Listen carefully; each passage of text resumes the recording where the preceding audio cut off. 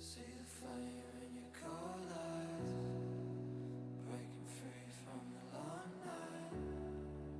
Hold me close to the sunrise. Everything is gonna be alright. See the flame in your cold eyes, breaking free from the long night. Hold me close to the sunrise. Everything is gonna be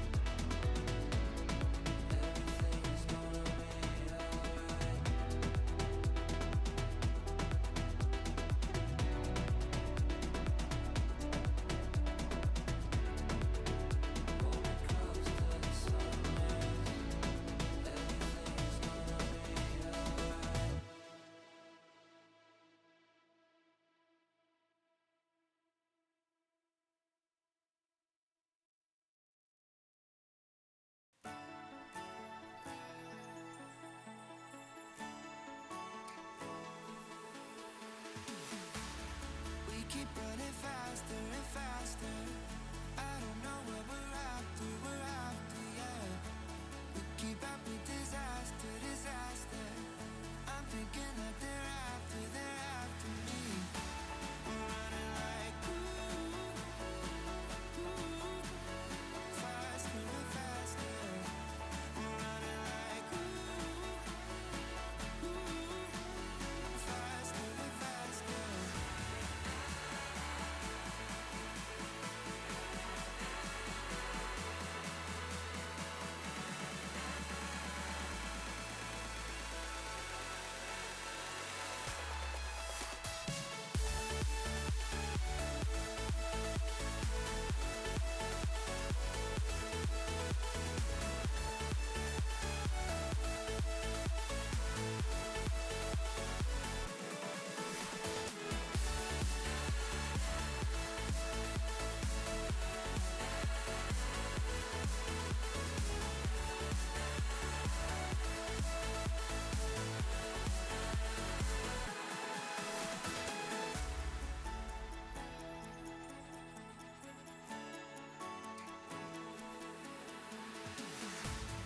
We keep running faster and faster.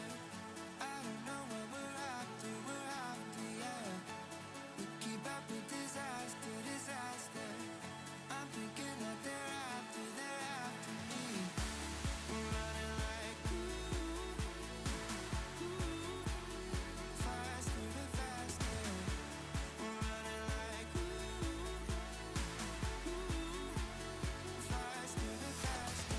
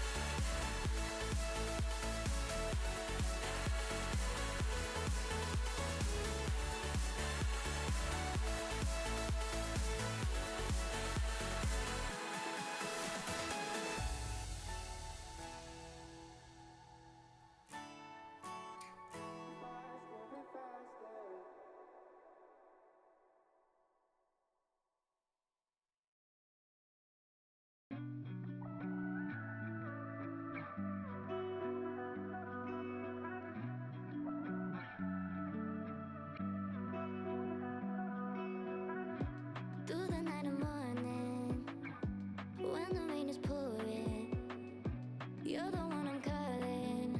You're my escape from my darkest days. And when the sun is shining, you know we out here riding, chasing the horizon with you. I don't need to look no further. You are the one I'm certain, only one that I'll be holding. When you're loving me, it goes like ooh, look no further, look no further. Ooh, look no further. It goes like ooh, look no further, look no further. Ooh, look no further. It goes like I never thought I'd find it. A love that feels so perfect. I can't even word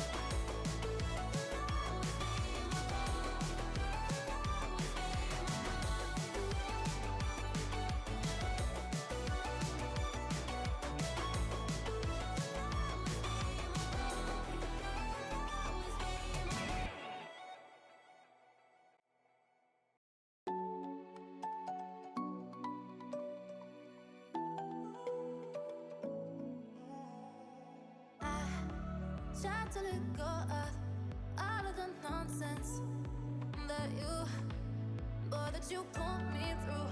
I give it all to you. I do it all for you. Maybe this feeling's overdue. You're uninvited. You wanna hold me close, but I know what you have to. Yeah, yeah, yeah. Why are you hiding? Tell me, what must I do? Come to you, come to you. You're mine, mine, mine. It's right, right, right. It's right, right, right. Right now. Why are you hiding? Tell me, what must I do? Come to you, come to you.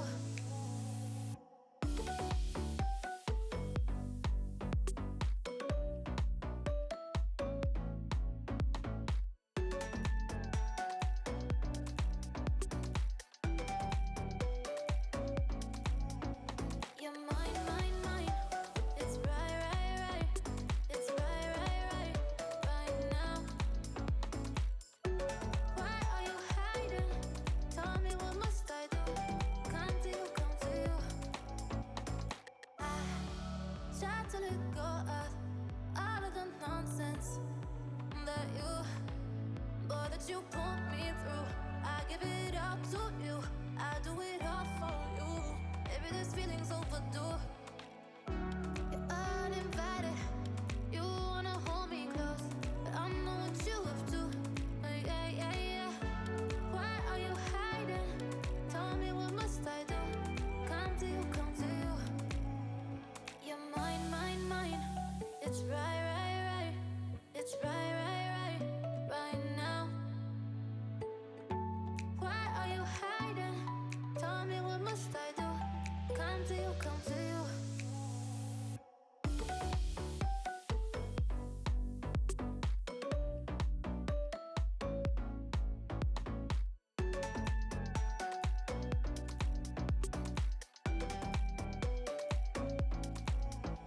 You're mine, mine, mine. It's right, right, right. It's right, right, right. Right now. Why are you hiding? Tell me, what must I do? Come to you, come to you.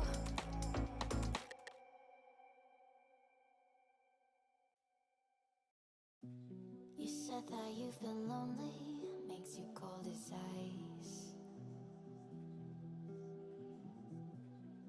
Hard to get to know me, but better than the lies. No way I'd let you slip by. No way I'd let you say bye. You said there ain't no reason, but I'll sit here every day, waiting for the moment I won't feel like I should stay. No way I'd let you slip by. No way I'd let you say bye.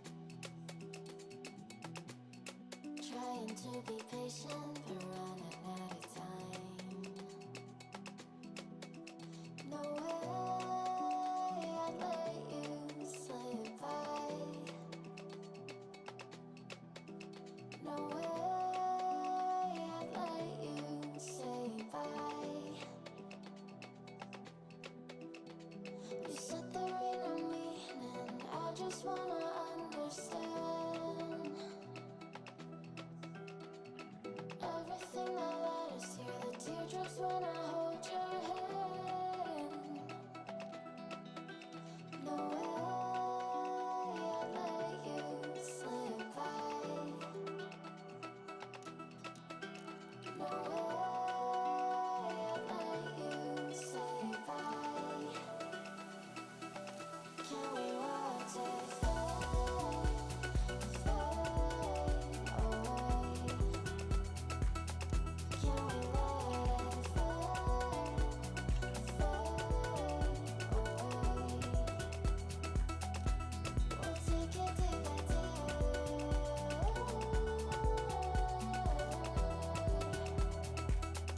Can we watch it fade, fade away?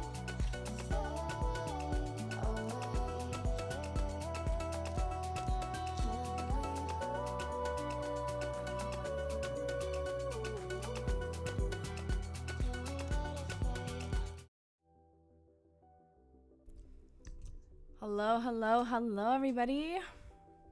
Happy Thursday. How is everybody doing today? I'm so excited to paint with you guys. Who do we got? Hi, McKenna. Hi, Lily. We got 13 viewers, you guys. Hello, hello. Hi, Tyzo. Coming in with a fart. Hi, Brittany and Catherine. We got everybody here. Is everybody painting? Or is there some people that are just going to hang out with us? Who's not going to be painting tonight?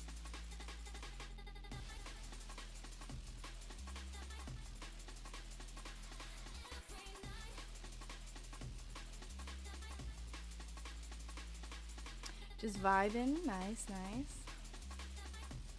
Catherine as well, just vibing. Heck yeah. Okay, hear me out.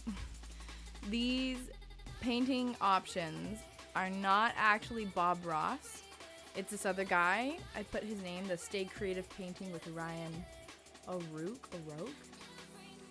And he does really, really good paintings that don't look too difficult. I was watching the Bob Ross's ones.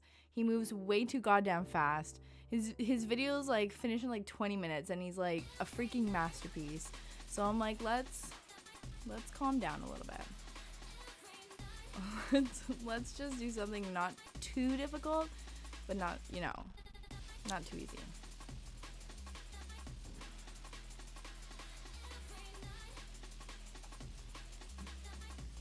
I was hoping you'd have I don't got a Bob Ross wig. That's what I should have done. I should have went out to get that today.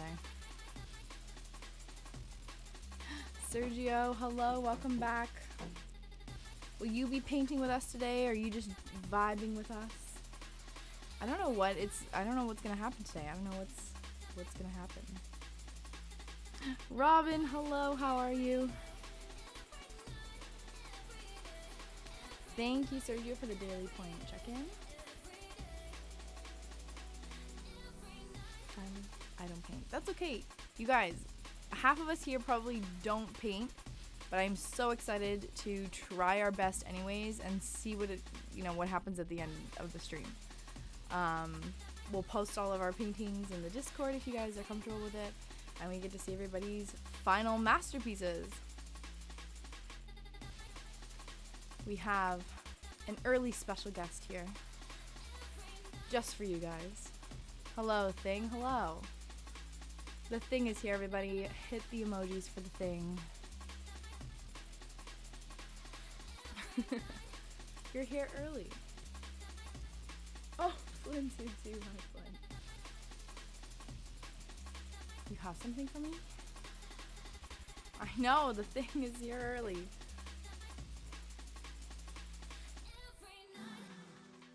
Paint! Thank you. Oh. I don't know which ones I need. Maybe red. We got orange. Red and white for sure. And a blue. Probably good.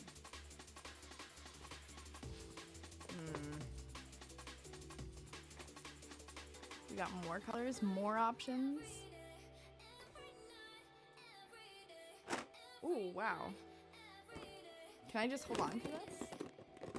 Okay, I'm gonna hold on to this paint. Just in case. You wanna come join? Come say hi. Flynn's here, everybody, to say hi. Hello. Hello. What are those? Whoa. Paint pens? Bright vibes. Vibes. Sure. A brush pen. Whoa. Fancy, fancy. I think that'd be good. That's definitely more than enough. Thank you so much, Thing. Everybody say goodbye to Thing. Thank you for stopping by.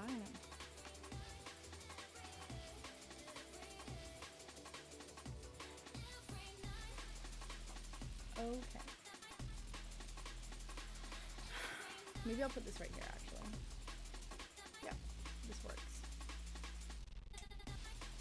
Alright, guys. Everyone's got their canvas. Any size canvas is fine. Whichever you prefer.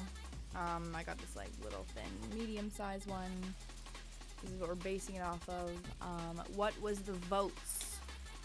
What was the winning votes, Eric?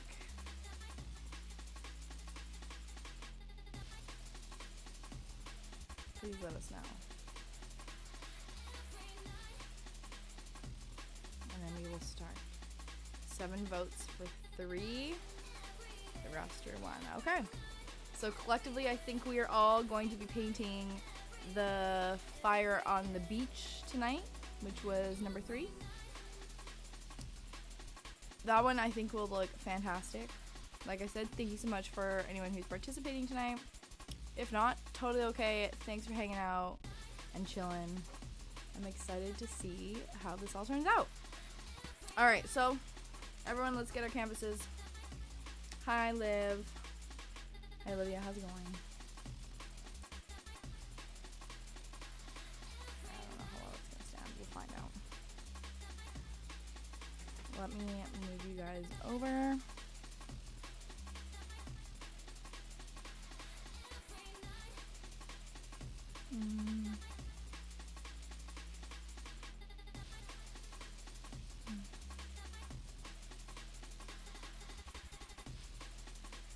Okay.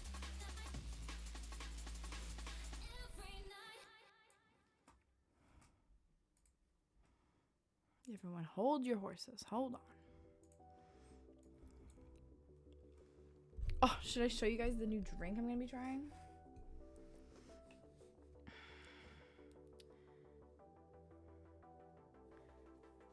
Since they discontinued my kombucha that I liked at Costco, we are trying Remedy kombucha. I don't know what that means, but I'm excited. Excited. Okay. How many people are painting? We got Lily. We got Eric. I love those ones. These ones. Well, I'm excited to try it. I really liked the Cove ones that were from Costco, and I've been drinking those ones most of the streams, so. Shall I open it?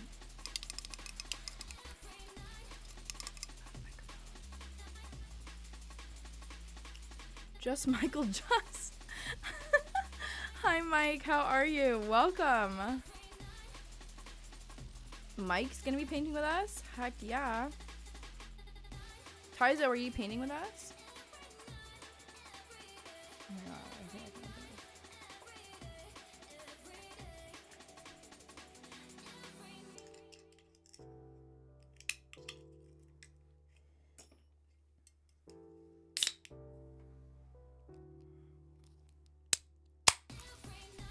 Doesn't that sound fine?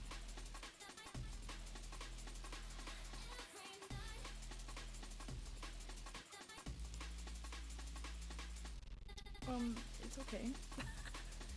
It's all right. Okay. I have it ready.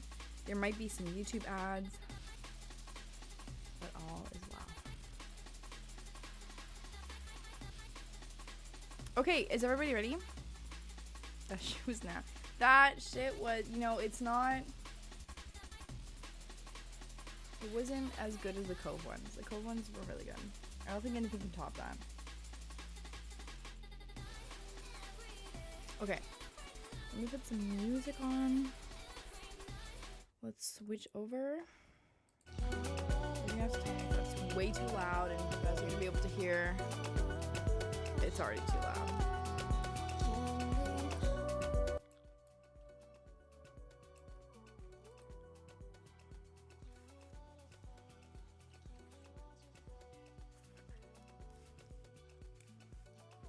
Okay.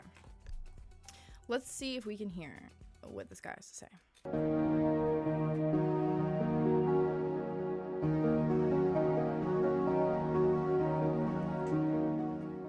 Hey there, I'm Ryan, and today we are going to work on an acrylic landscape lesson. All of the tools and materials will be listed in the video description, and if you'd like help with the drawing process, I'll have the traceable. Is that too loud? Can you guys all hear him okay? Along with the reference photo for color matching. With that said, let's jump into it.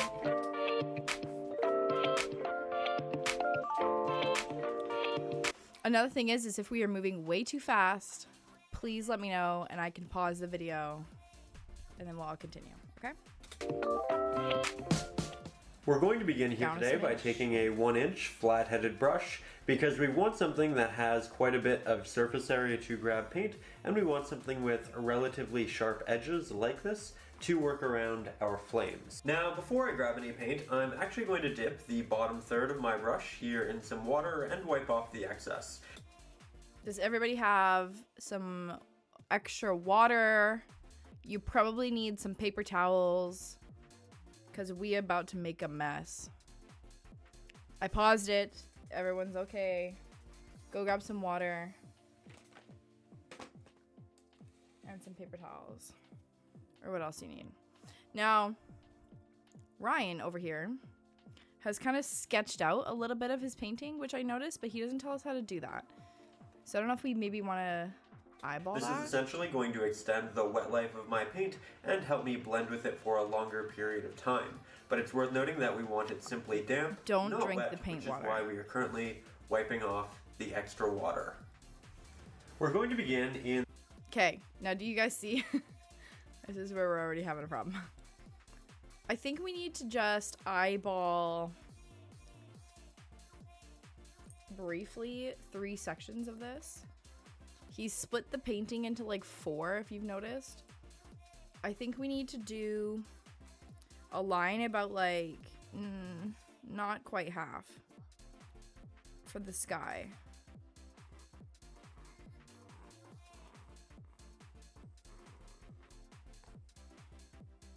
Shit, can you guys even see that? Like right about here.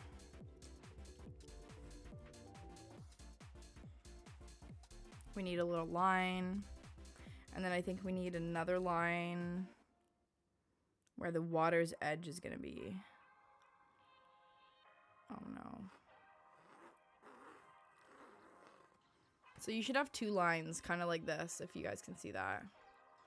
We need 2 lines about midway. I'm sure that's probably enough. And then we'll get to where we need to get.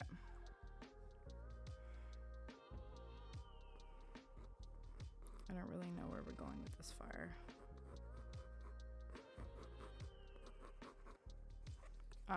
I just kind of briefly drew where the fire was gonna go, and he has little islands that are off to the side, so that's where we'll start. Is everyone good to continue? Dude, I need air circulation in here.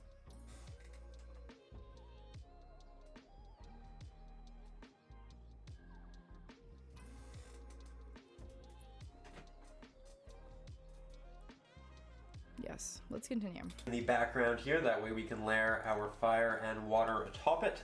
And for this, I do want a really dark sky, that way all of the oranges and yellows from the fire and the sparks it creates can really pop. So I'm taking quite a bit of Mars Black, about half that, Cerulean Blue, and then I'll also grab a hint of Titanium White. The Titanium White's going to thicken it, but it's also going to brighten it just to the point where you notice the blue, and that way you have a bit of a cool background. So we'll take this, and we'll just start applying it on the top left-hand corner, and working our way over here to the right. Pause. Are we there? Black, blue, and white.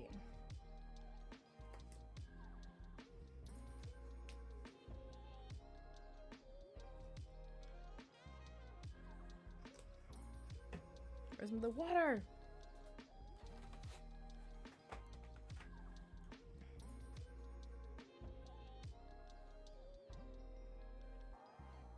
I don't think I like this brush. Well,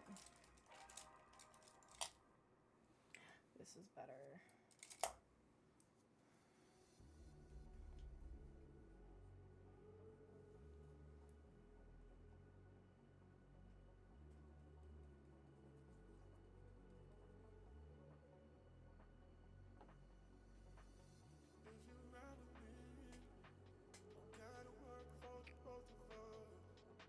Shall we continue while we do that? Is everyone at this step now?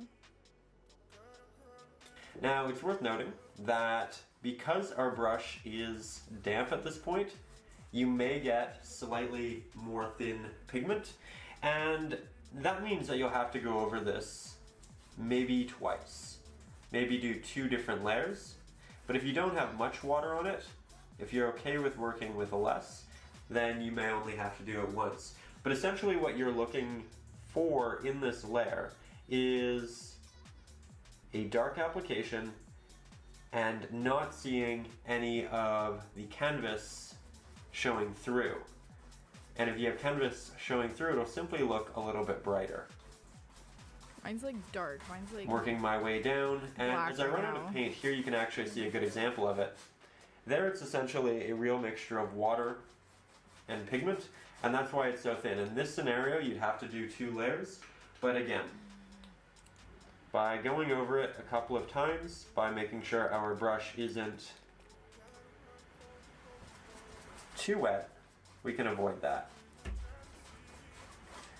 Now, as I start to move downwards, I'm going to start interjecting slightly more blue into the mixture.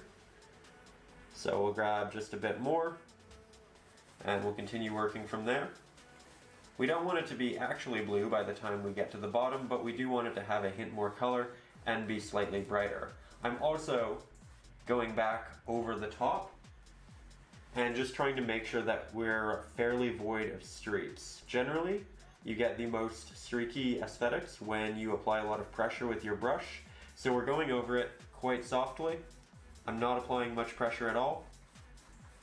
And I'm just letting it loosely glide. The issue with this in acrylic painting is generally that it's difficult to move your paint around a lot when you're not applying a lot of pressure.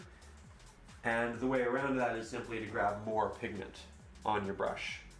So you can see that I'm frequently going back and grabbing more, frequently mixing more, and I'm also consistently changing my mix for 2 reasons. The first is that I do want it to become more blue as I get down towards the flames, and I also want to ensure that I'm consistently mixing it, because that just builds good habit, and it helps you eventually retain your mixes. That way, if you achieve a color you really like in a lesson like this, you'll remember how to achieve it later on in a future different painting. Now we are getting quite close to the actual fire, and I'm going to work around it with some fairly precise applications using the corner of my brush, but I recognize that you're quite far away right now, and seeing this detail is probably a little bit difficult, so I'm going to move the camera a little bit closer, and then we'll proceed together. So, as you can see, we are now significantly closer, and I'm just using... So I don't have this fire even drawn out at all. Are we just eyeballing this? Should we draw something? I'm sure if we have white, we can go over this later. I'm not overly concerned about it. Oh my god! Eric! Thank you so much for subscribing. For the subs. Thank you, thank you.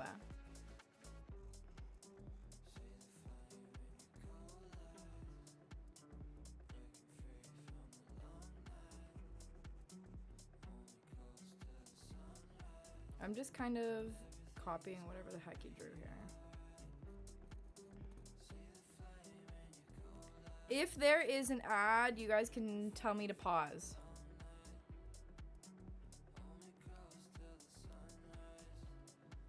Just tell me to pause and then I'll pause the video.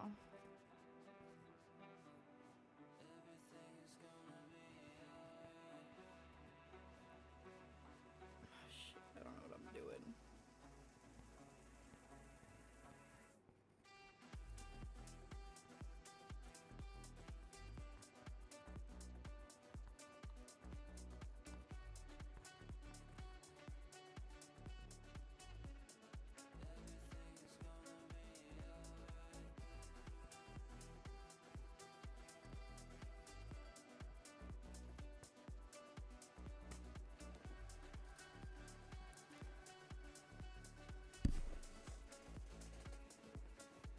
Okay, I kind of drew a rough fire. Let me know when you guys are ready to continue.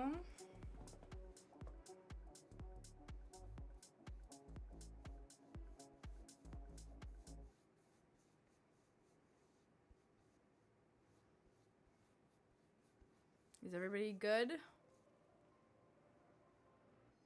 Slimy. I think you have to mix the bottle a little more. Hype train level 2. What the heck? This is already a problem. You're good? The corner of my brush to work around the edges of my flame. And I'm going to move down to the point of our water. Then I'll use a myriad of horizontal strokes to create a relatively straight line. And I'm doing it in a series of strokes rather than one continuous stroke because generally we tend to start moving a little bit on those longer strokes and you'll get a bit of a bend. So by continuously making smaller ones, we ensure that it's consistent.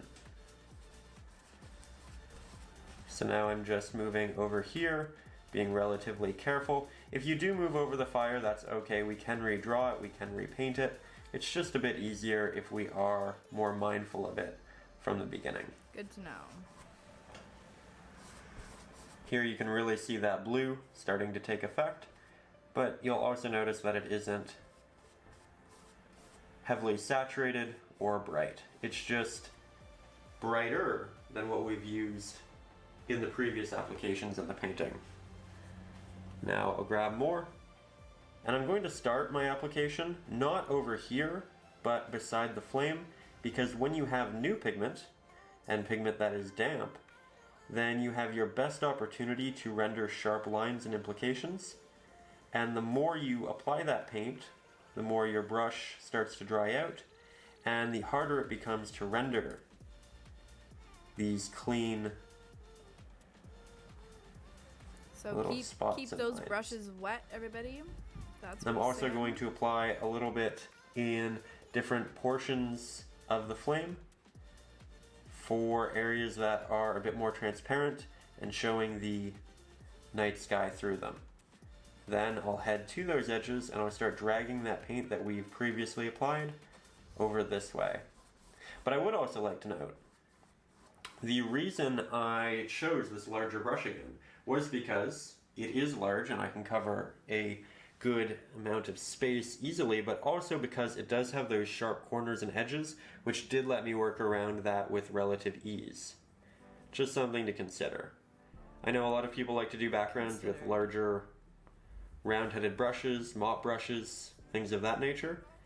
But when you want to work around a Our friend Samara heavily is here as detailed, well. sharp Hello, edge hello. subject, All the way from using Dominican something like Republic, this can hanging really out with be us. ideal. And here you can see I'm blending it up into the previous application. It is starting to dry, but the water in my brush is giving it a bit more of a life when I touch it. And it's helping me just continue. Now my water is essentially out on the brush, so I'm not able to do too much more. We'll make sure it's damp, we'll grab more pigment, and then we'll work over here. Once this is done, we're going to take 3 to 5 steps back, look at this from afar, move around the room, and make sure that it's the color and value that we want. Just make sure if it's, you know, as bright as you want, as dark as you want, as saturated as you want, all of those different things. It's generally easier to tell from a distance, and I'd recommend moving around the room because right now the paint is wet and therefore reflective, and it'll look a little bit different from different angles. So just something to consider before you continue, but once we get that look, we will continue down into the water. So I took some steps back, and I'm actually a big fan of how this turned out, and I don't feel like I need to do any additional layers. But something I noticed that I think you should probably also take note of, this line right here is straight, it is horizontal, and it is even on both sides.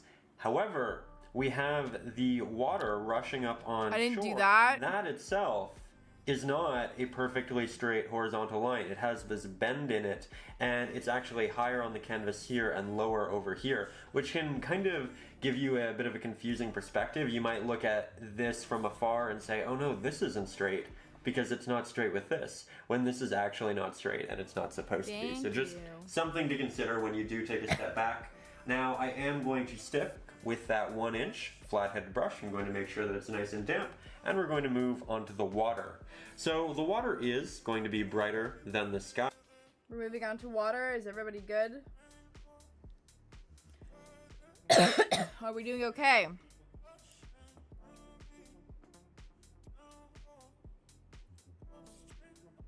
Can we continue? Is anybody stuck on this part?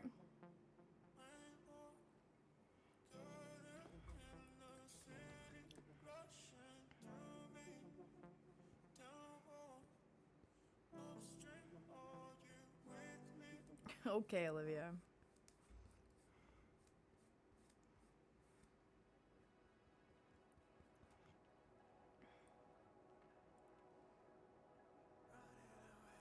There's no answers, so I'm assuming everyone's really concentrating on their painting, which is good. So I'll just wait a minute.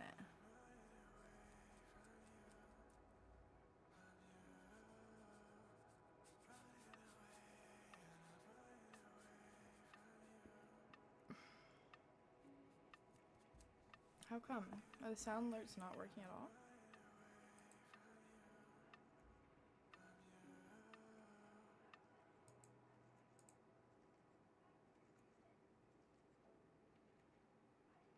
Oh, you're right.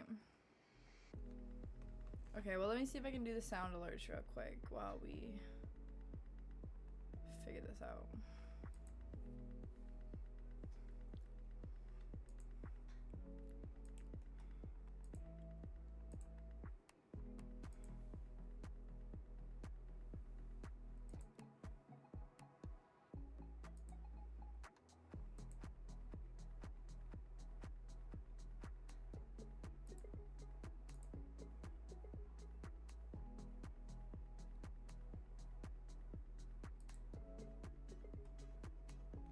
I wonder if it's because I'm playing Spotify.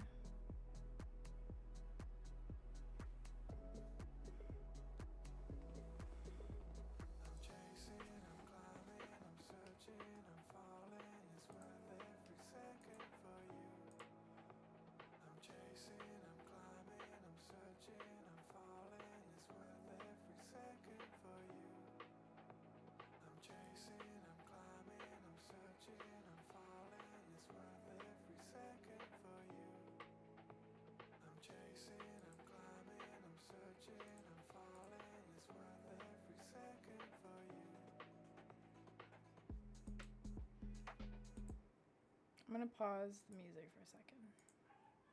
Let me see if that works. No. What the heck?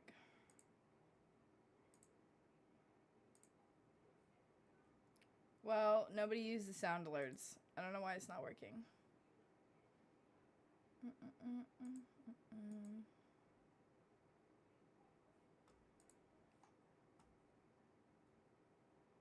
Hi, Kyle. Well, sound alerts aren't working, guys. Don't use them. So sorry. Okay, are we good to continue? Can everyone hear me still?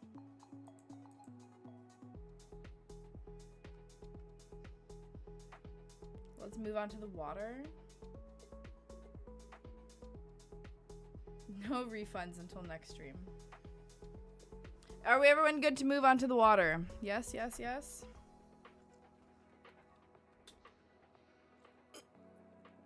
Let's do it. Here, and I'm going to start by mixing a slightly more blue, more bright mixture than what I just had. So I'm mixing it right beside that initial mixture. I'm actually mixing it a little bit on top, but that's only because this is already dried and I don't have to worry about that blend happening. And here I'm just looking for something a little bit brighter. So we are almost there. I think we'll make it a bit more blue. Good. I will take this and then I'll start working it over on the right hand side on the horizon line, because again, we always start in that area. And then I'll use the corner of my brush to work around all of the detailed flames, as we do. So far so good. Just like that. If you feel like you are starting to run out of pigment and you're no longer able to create a sharp line along the edges, do not continue. Go back, make your brush damp, and grab new pigment. Then once you have what you want, work from there. I'm also going up and I'm fixing that horizon line. I'm bracing my hand on my canvas with my pinky finger. This is going to allow me to create a bit more of a sturdy stance and ensure that I'm less shaky with my brush.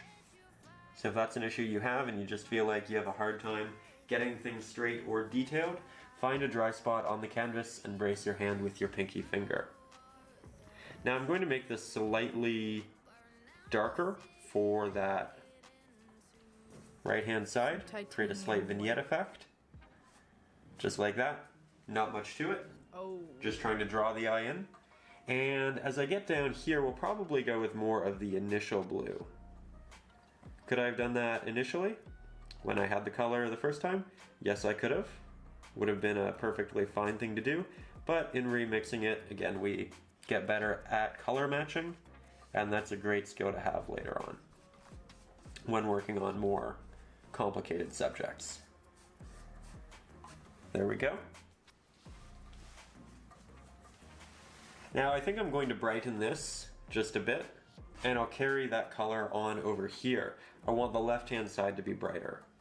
And I want that because we want to balance the painting. And you know what, we'll start in here. It's going to blend with our previous mixture, so it's not going to be as bright or blue as what we have on the palette, but that's okay. It's nice and subtle. And then we'll move over here, but as you can see, it's a bit chalky. You can see the tooth of the canvas, and that means we need more water and more pigment. But as I was talking about, I want to balance the painting, right? I want to make sure that the eye can move back and forth from each side, that it doesn't stay on one side and essentially just become stagnant or bored. So the fire is our main subject. That's where we want the eye for the most part. However, we want secondary subjects, secondary sources of light and value to bring the eye to it, to move the eye around it. And so with that in mind, because this is primarily on the right-hand side of the canvas, I'm adding more light in the water to the left-hand side of the canvas. And this is to balance it out. This is to make sure that you don't feel like the painting's a little lopsided, and it'll just feel a lot more natural. Okay, maybe we should pause it. So, adding more light to the left section of your painting, he's saying. Make it brighter.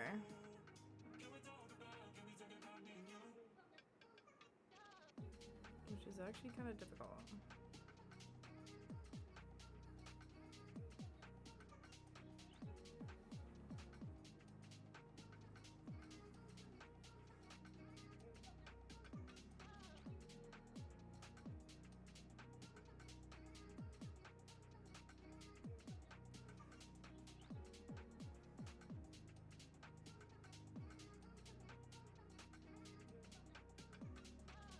I think I've already messed this up. That's okay, it's part of the process. We're fine.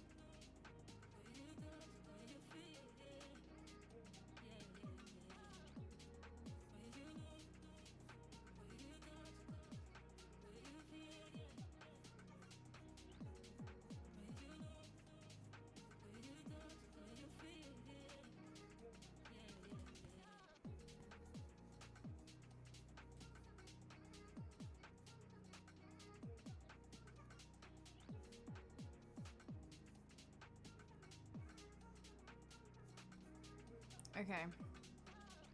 Everyone good to move on?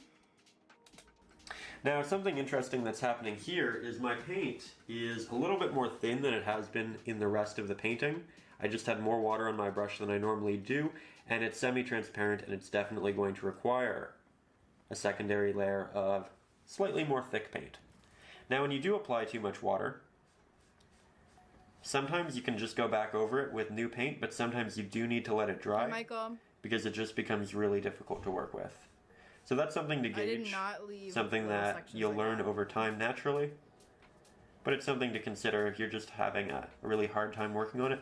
Don't worry about it, just let it dry. It shouldn't take more than 5 minutes, 10 minutes with acrylics, and then you can come back and have a much, much more easy time of working through it. So, I'm just starting this side by painting it entirely with this slightly brighter blue. But we are going to make some changes and make it a bit more interesting. So, to begin, we notice that this side is darker, the back's a little bit darker, so we'll make this slightly darker as well. Just like that. Nice and easy. I'm going to apply this to the top and back of our water. Just like that. And then I'll blend it down via a series of horizontal strokes. And I do recognize that this lesson is drawing most people in because it is a lesson on painting fire, and it seems maybe a little strange to spend this much time working on a background. But if your background isn't right, if you rush through it, it's not going to matter how good that fire looks, because you will notice that background, it won't be what you want. And it will hinder the painting as a whole. Here you can see I'm taking that color, moving it over there just to make it more cohesive. And there's a slight dip of a darker pigment right there, which is kind of making it look less horizontal. We can go back and fix this in a little bit, but just something to consider. Make sure your horizon line still looks fairly straight. With that said, as you move closer to the shore, I'm going to make it even brighter. So more white, more blue, more black, and again, we're mixing beside our previous mixtures to make sure that things are consistently getting brighter and more saturated. That should be the brightest and most saturated pigment we've created thus far. Where? Oh. Yeah, I guess so. It is, but something interesting happened. Because our initial mixtures were so thin, you could see the white of the canvas showing through the water. And that made the pigment look brighter. So this is actually a brighter pigment than anything we've used, but it looks slightly darker than what was there because the canvas is no longer showing through. Something else to consider. And this is why we always go back and do thick layers, that way we actually get the application, the color we want. Once we have the majority of the water painted in the way we like, with our gradient from dark to light and darker on this side than this side, I'm going to switch to the round pointed brush. I'm going to make sure that it is nice and damp. Then I'm going to create a brighter blue than what we've previously created. So, starting... Pause. Okay, we need another brush. We need an ovalish.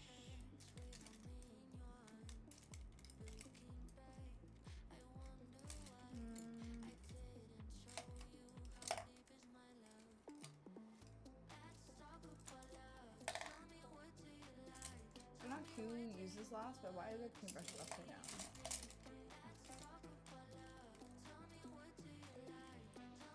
Maybe this one. Okay. Really light blue.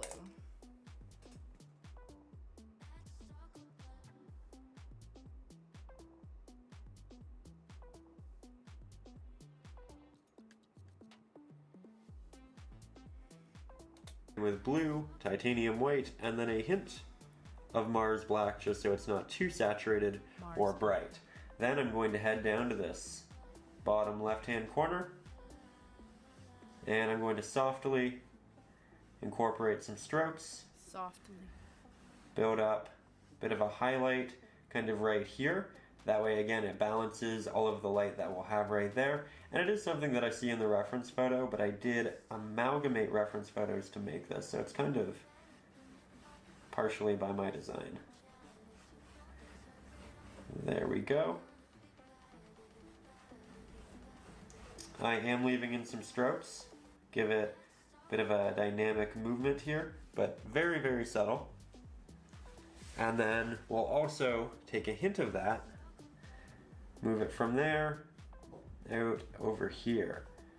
It's very watery right now, so it's quite transparent. And if you feel like you apply too much, you can just use your finger, soften that.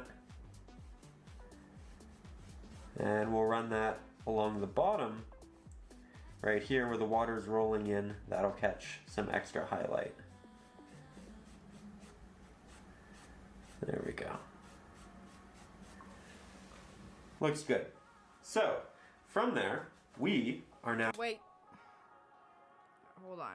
I need to slow down. I don't know about you guys. I need a moment here. You did that so fast. What the heck?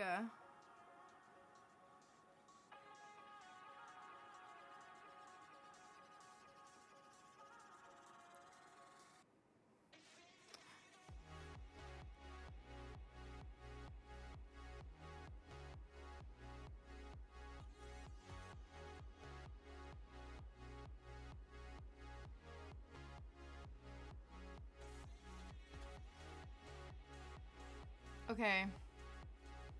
I'm ready to move on. Is everybody else ready to move on?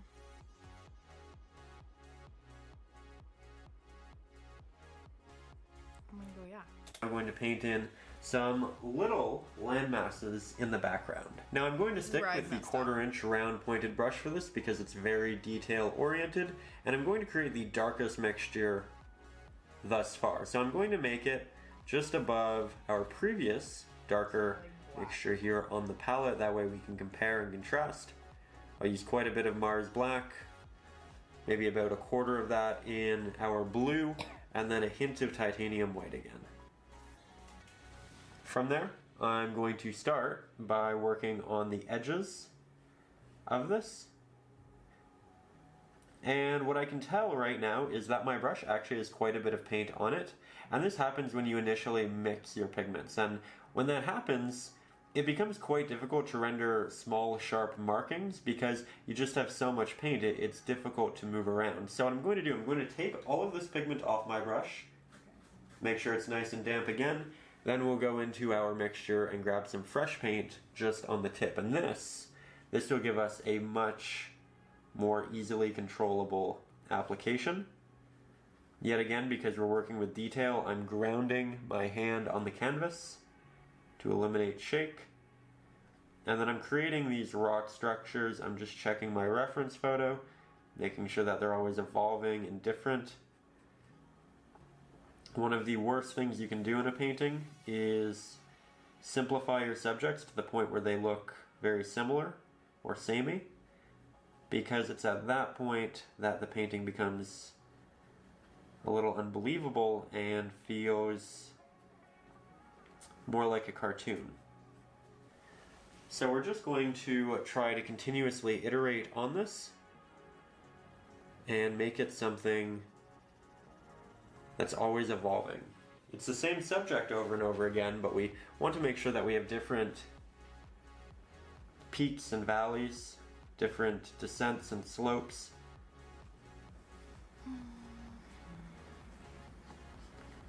Here you can see my mixture is quite watery because you can see the canvas through it.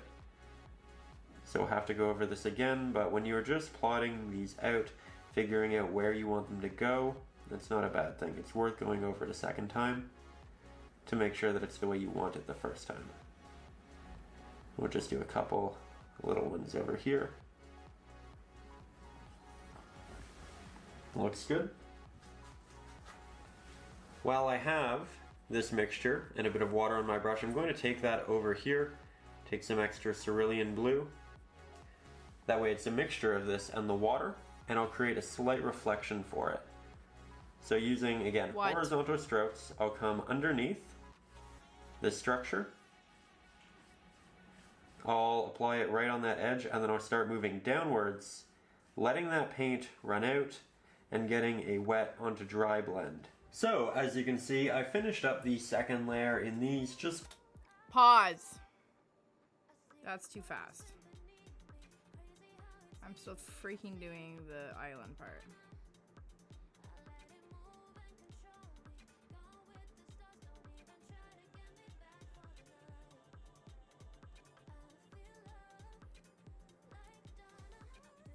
Okay. Hi, Brad. How are you?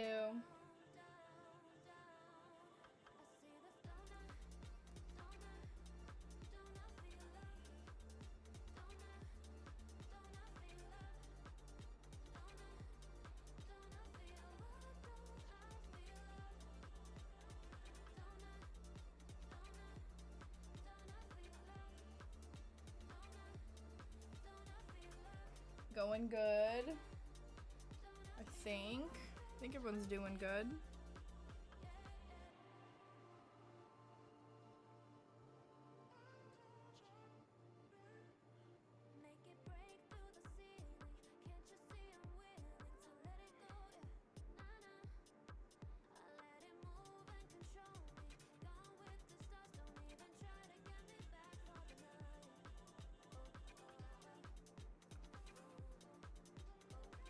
Oh God, this is a disaster. The reflection is so difficult. What the freak?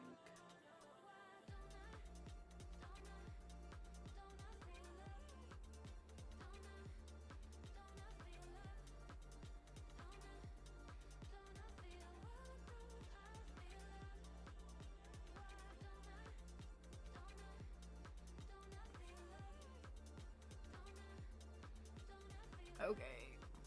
Good enough.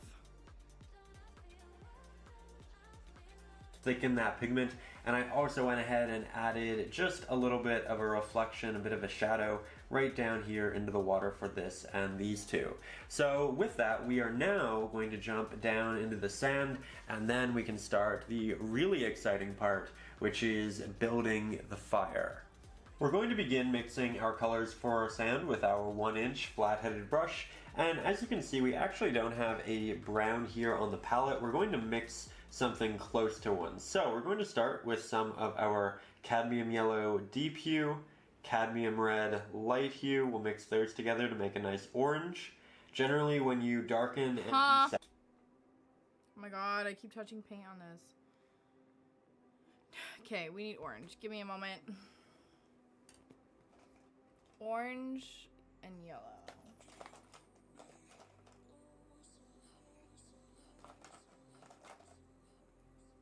We're switching colors.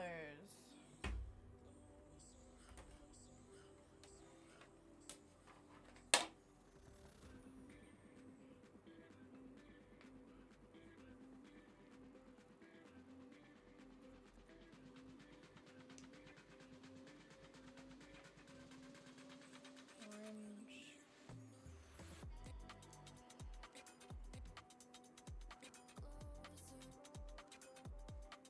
Oh god, I've made a mess. Where is the lid to this? Oh.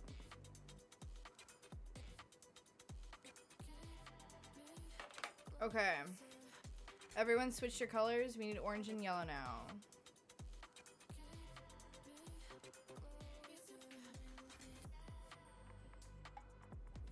I need that brush again.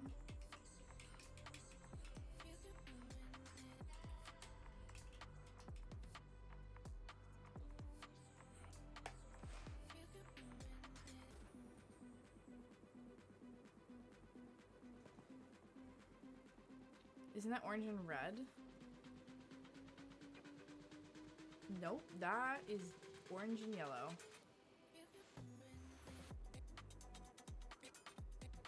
In this screen, it looks a little bit red. It's like a you know, like a construction cone, orange and yellow.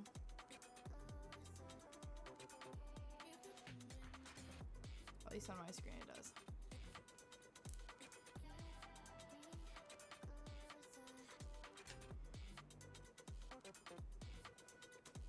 Shall we keep? Oh wait! Oh my god! It doesn't plug the headset.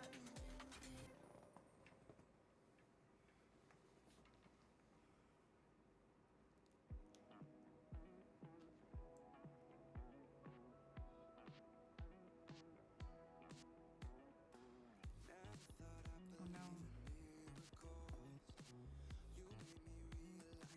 I can't hear the audio anymore. What did I just do, bro? What did I just do? Oh. I got paint all over me. My hand is like all paint. Shall we continue? I'm assuming you guys are good. You're on the orange and yellow.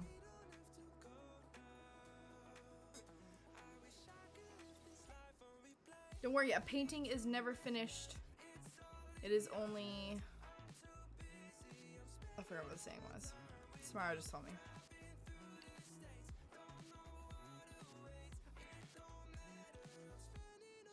Alright, we're gonna continue. Saturate orange, you end up with something that looks a bit more brown.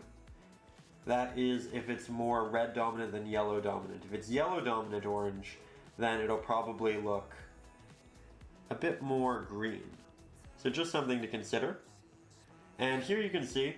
I didn't get brown at all. How did he do that?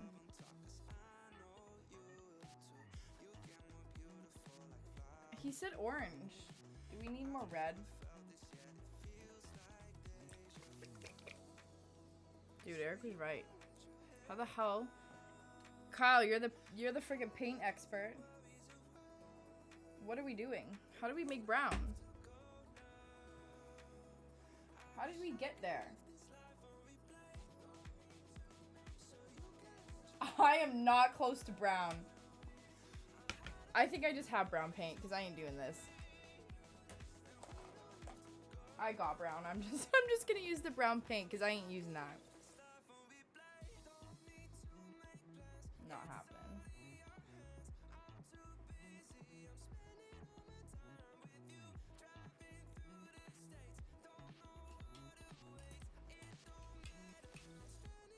Red, orange, and yellow all together.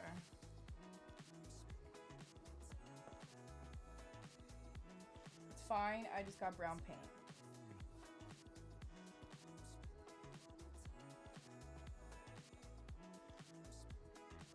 This made my life easier. You know? We have a nice brown. However, we want it to be significantly darker, and we want it to be a bit more blue because it's getting reflective blue light from the ocean and the sky. So there, by throwing a little bit of blue in there, we do make it a bit cooler. We'll make it a bit darker, like that. And then we'll add a hint more titanium white to the mixture as well. Then we'll take this, and here, you can see what that pigment looks like. When it's thin, it looks more brown. When it's thick, it looks a bit closer to black.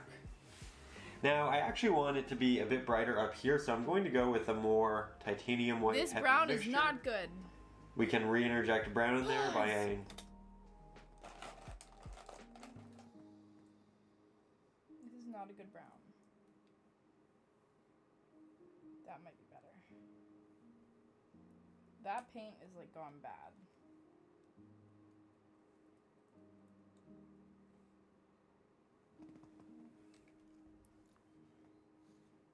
Including more red and yellow.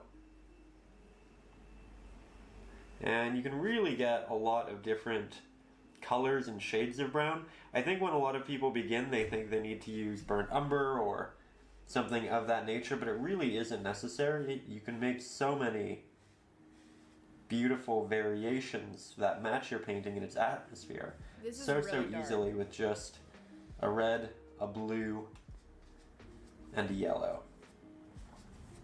So here you can see I'm taking this pigment, I'm working that around here, and I did make a mistake, admittedly.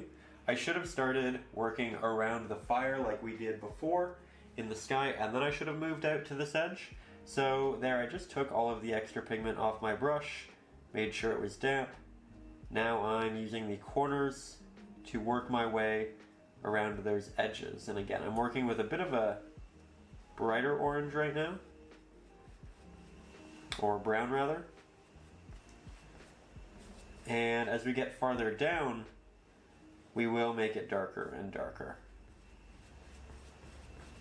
Now you can see that because I am working with so much water, this is relatively thin. You can see the canvas through it, that's okay. I've accepted that I'll do a couple of layers here. And I'm also just going back and softening things by doing a consistent stroke all the way across. With a very minimal amount of pressure. I'll also take this just so I have a good color match later on. I'll apply it. I don't like what I just did. Right here. I'll do a slight blend down. Again, I'm not too worried about this. We'll have to go in and fill a little bit more water in there. But this is not meant to be a finished layer over on the right hand side. I'm just applying this so that I know what color I want later on.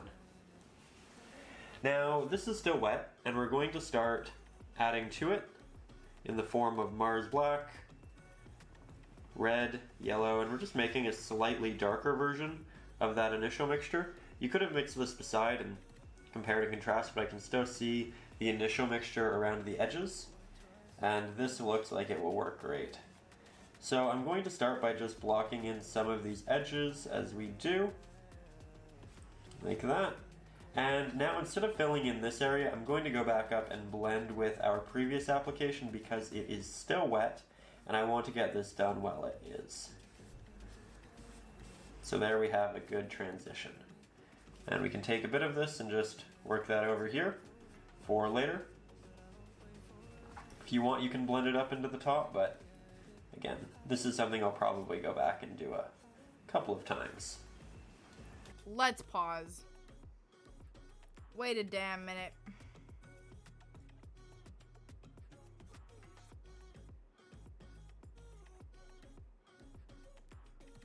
This is not as easy.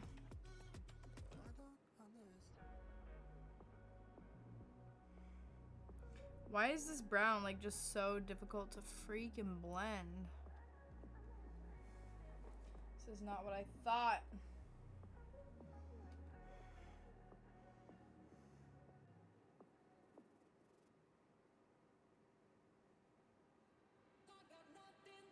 I hope you guys are doing better than me at this part. This is where it just went to shit for me. All was well until I had to freaking make the brown.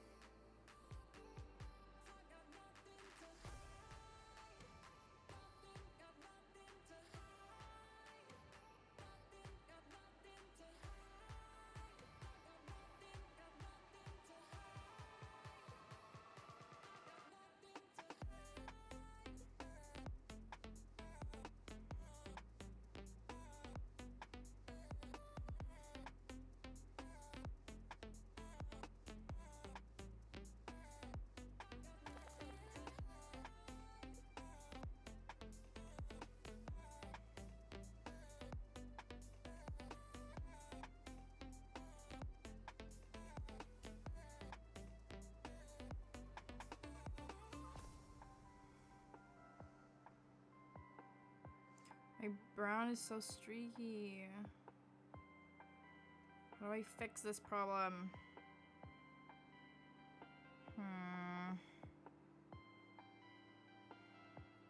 Maybe white?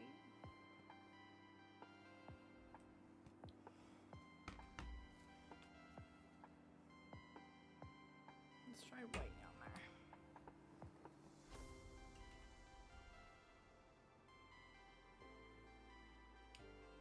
You.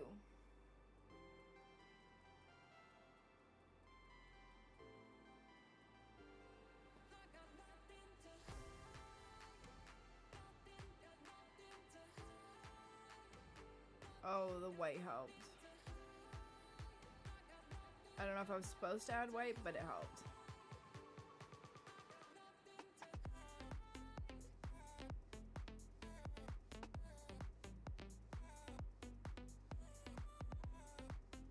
Well, I ain't no artist, but if you guys need it to look less streaky, the white really helped me blend it a little bit more.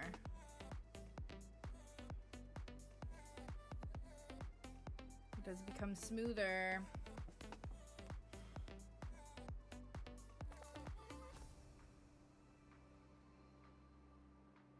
Sorry guys, I'm still in the same spot, just give me a second.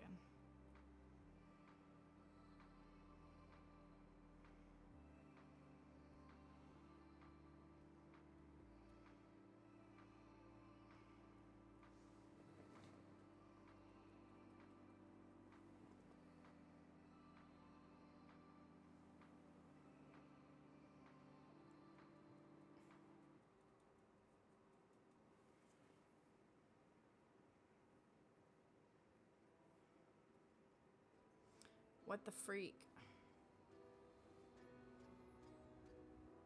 I need a scarecrow after what you did.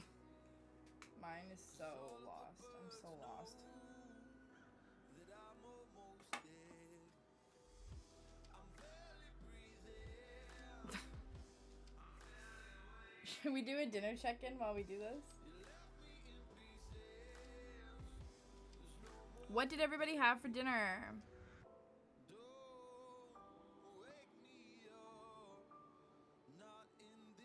While we blend in these brown streaks.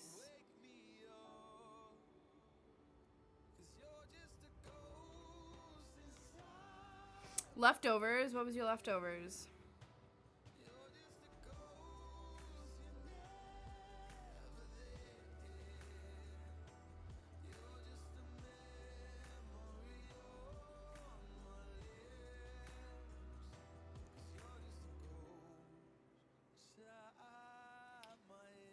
This looks so... No, I'm not gonna say that. This looks fantastic. I hope your guys' blending is better than mine right now.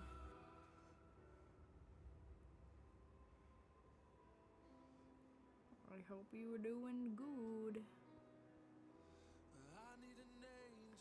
I had... What the freak did I have for dinner? Oh, I had A&W.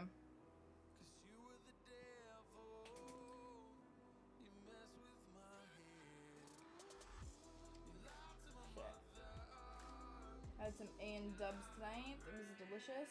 Chipotle chicken wrap.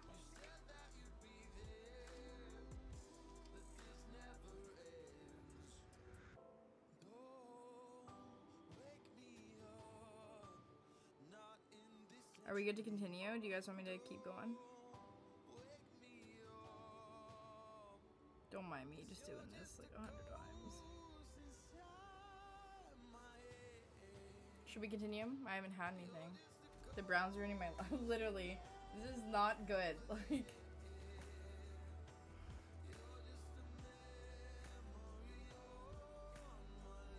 Eric's ready to continue. Okay, we'll continue. We'll just have to accept it. Then from there, we have that mixture. We'll grab more Mars Black, work that in, come down to the bottom. Freaking is what it is. And just continue darkening the look. I'm not going to get as much reflected light over here. And we want a heavy contrast so that the fire really stands out. So now I'm just making my way over to the other side of the canvas, and I'm going to fill this in that same way. So darkest browns at the bottom, mid-value browns right here, and brightest up there. Though none of them are really bright, essentially just bright relative to what else is on the canvas at the time.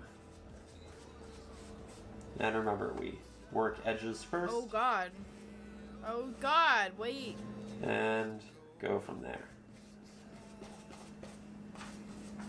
Oh my god. Soft strokes to remove. He's got like a streaky sketch going on. outsides. I ain't got no sketch. Once we have all of our yet. sand implemented, we're going to soften the shoreline like I started right here. We're going to do that with the smaller rounded pointed brush. Again, this is about 1/4 inch. I'm making it nice and damp. Then we'll create a relatively bright blue, probably essentially what we had for the brightest blue right there. So I'm taking quite a bit of blue, quite a bit of titanium white, a hint of Mars Black, not much though. We do want this to be amongst the brightest colors and values we've implemented, so I'm just slowly interjecting more Mars Black. And we'll start with this. Now I'm going to go to that edge, and I'm going to work down, and I'm going to do a soft blend up into the water. So I'm going both ways, vertically up and down, and I'm starting by just creating the soft gradient from the brown into the blue. Then we're going to go back, we're going to mix a bit more of that bright blue, and we'll need to do this a couple of times. Then we'll head to that bottom area, and we'll skip a little bit of brown, and then we'll start interjecting Hi, Josh. this new blue. It's okay. And here you can see that we already have this soft transition of colors, What? but we need to build it up. We need to add more. And this is something that would happen very quickly if that brown was dry, but it isn't, and we're currently blending wet and diluting all of the colors and applications we currently apply, which isn't a bad thing. Just recognize that it'll take a little bit longer. We're blending the water into the brown? Is that what we're doing right now?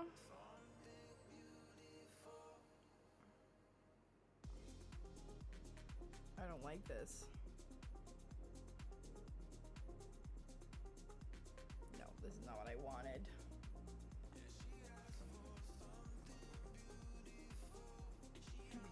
This is not what I wanted.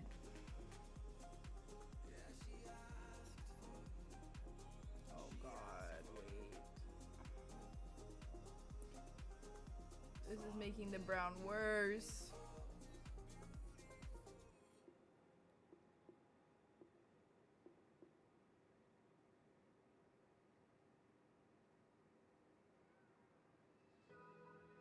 is not good. This is not good. These colors where we're doing now is not good.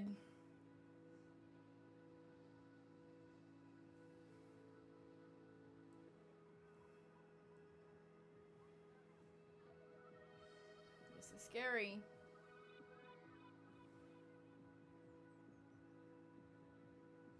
Breathing, everybody. Don't stress.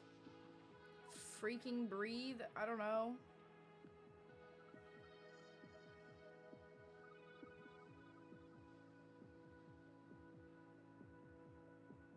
Don't be stressed out.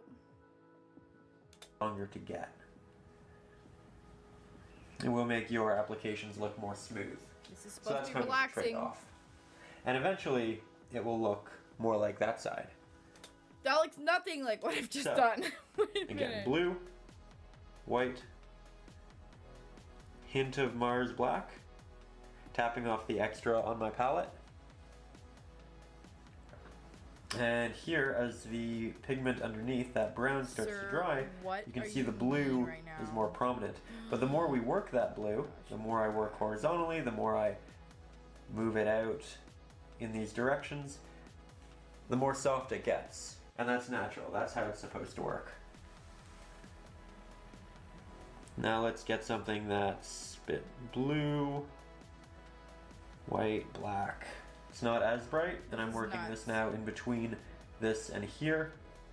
I'm just trying to create a nice soft transition from the water into the land, and then slowly interject little openings, little spaces between the blue that have a bit more brown, and little bits of blue or highlight in between there. So we're just kind of going back and forth between blue and brown with semi-transparent pigments. There we go. So now we have this little bit of water washing up on the shore, and it's catching light because it's a bit higher. I don't think And then this we is what have this this looks area like. that's a bit more thin, so you can see the sand underneath it. And then again, we have a bit of a higher area of water. Oh, I hope and you guys are then doing better it than me right gets now. lower again, and that's when it gets dark. So we're just looking for that idea and that progression. What? Grab more white, Sir, what more do you blue. mean? Something I want to do is make sure that these still line up relatively well. So you know what I'll do? Slightly more over here.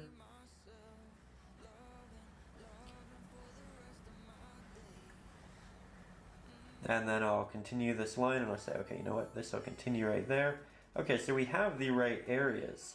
We just need to let that dry a little bit. So I'm going to take 5-10 minutes, let that dry, then we'll come back in and make it a bit more detail oriented. So it's been about 5 minutes and What? the pigment is What?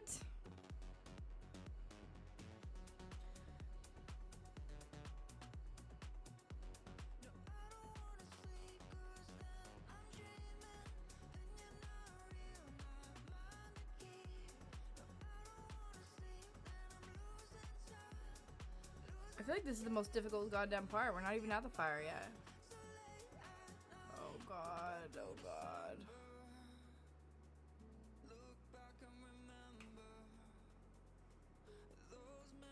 My shoreline is getting green.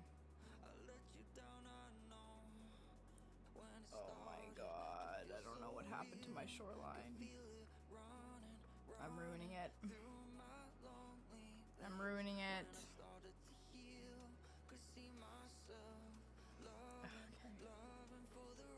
Shall we keep going?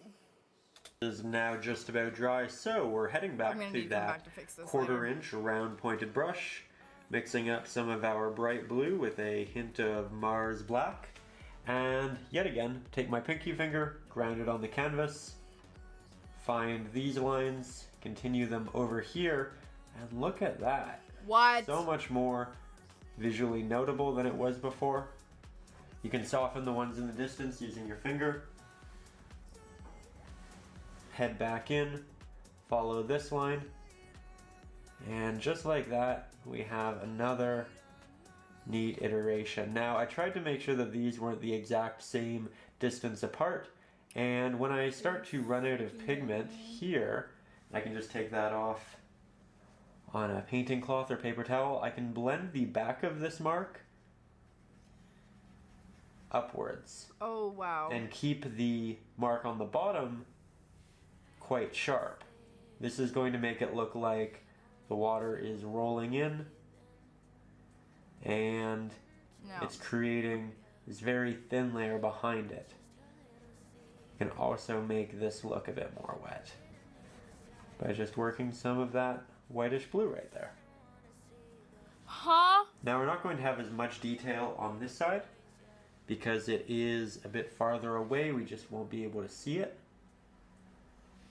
So I'll just throw in a couple more little marks like that.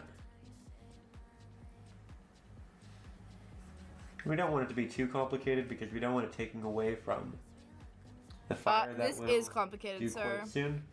This is just a nice little touch to make it little feel a bit touch? more real. I don't know. There we go. Looks great. Looks really, really good. Okay. And with that, we can now start jumping down into here. So for this next step, I'm switching to a 1/2 inch flat-headed brush. Pause!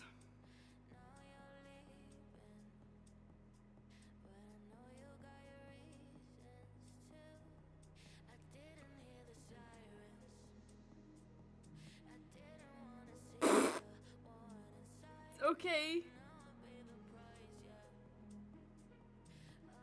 It is what it is. It is what it is.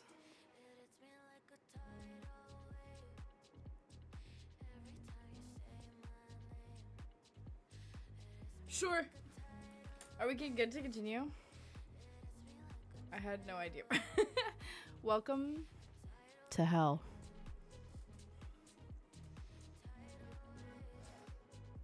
Let's keep going. So it's just a bit smaller than the one we used for the sky, the water, and the sand. And that's just because I want a slightly more detailed application. It's so simple. It's so so started easy. by making It's sure not. that it's nice and damp. Then I'm going to grab some Mars Black, put it up here. Nobody's We're going to stopping grab you a from having hint wine. of titanium white, hint of yellow, hint of red, and I want this to be the darkest pigment we've used thus far in the painting. That's why I'm mixing it right beside that one. Dude, I've like put black So on I have skin. a What do you good mean? thing to relate it to. And once I have something I think will be appropriate, I think will stand out just Sorry, I slightly woke you from your slumber. from the rest of the sand, I'm going to head into Now, the here's logs the that we problem. have at the bottom of our fire. I don't know what the wood looks like. We haven't created it.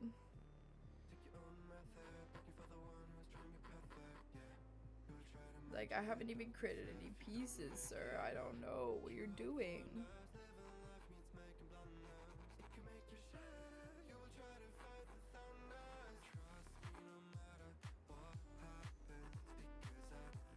I'm sure we can fix it later. And I'm going to work initially along the edges, as we've learned to do through the entirety of this process. And I'm just going to work my way in. Now, in this process, you are going to lose logs. Things are going to be amalgamated, and you're going to have less detail than what you initially had in your drawing, as this is initially going to look silhouetted. And I'm telling you that now because that is a-okay. So what's meant to happen? All we need to do right now is essentially fill in these areas with this darker pigment. And we want to do so with a relatively thick application. Here you can see it's relatively thin.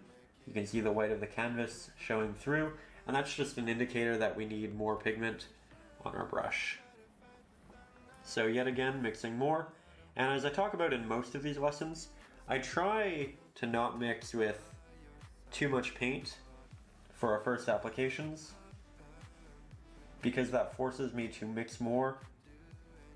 It allows me time to refine, and because I'm consistently remixing, again, it makes me better at color matching, articulating colors, and just getting better at that process of refining. And it's something I'd heavily recommend. There we go.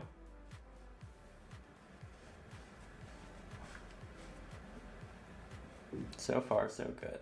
Is it? I don't know. A really nice, somber piece in the making. Somber my Going over ass. some of those thin areas.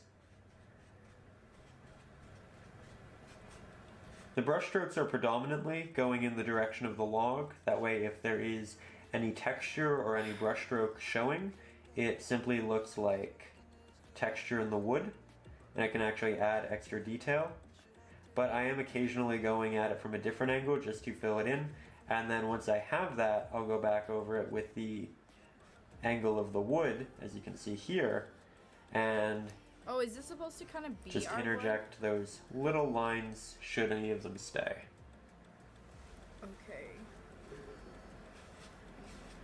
Again, going over it a couple times, that way it builds up that pigment. And we're about to enter into some larger logs, so we'll use more paint. There we go.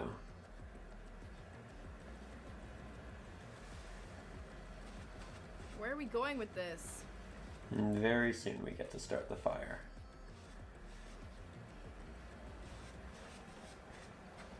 I'm excited for the fire part. Still working our way around the larger primary flames, using the corners of the brush to do so. And in this process, what you is really do that? get to see the form and the shape in the fire yet to be. Of what?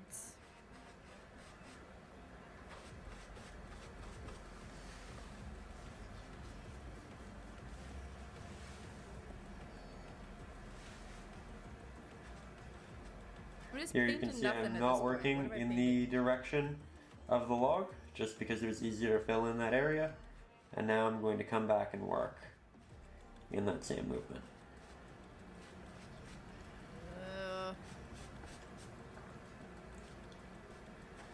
There we go.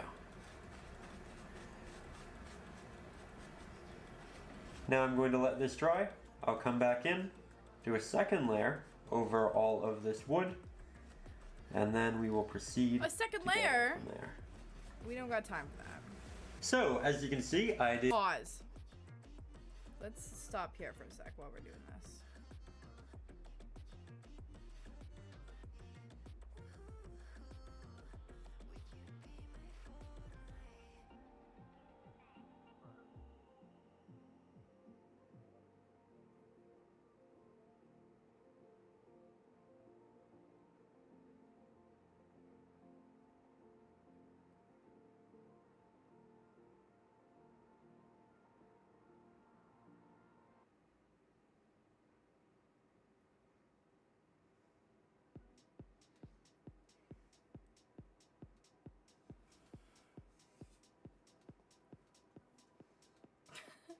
Exactly. This is all part of the process, you know?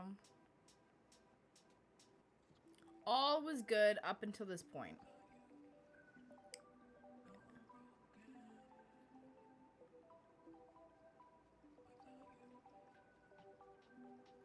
Like, all is not terrible. Yeah, up until we get into this part. And now, trust the process, I guess.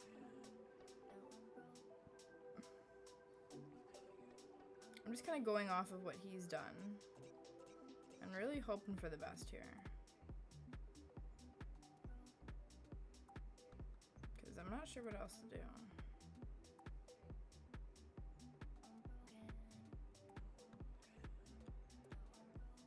Trust it. Trust the process.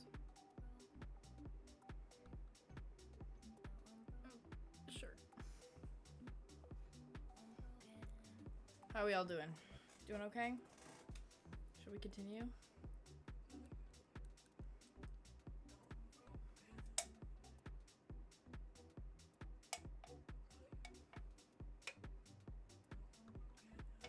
Eric's doing good, still alive, that's good. Holding it together.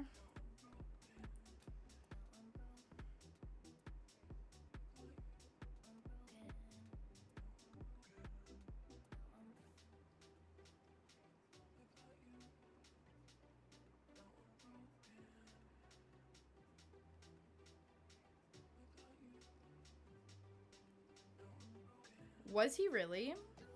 Is that the fact of the day today?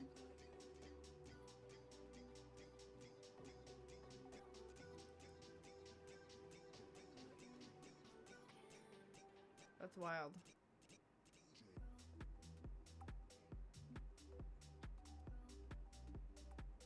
And then, so what happened? He was traumatized and then had to do painting or something? What made him go from that to painting?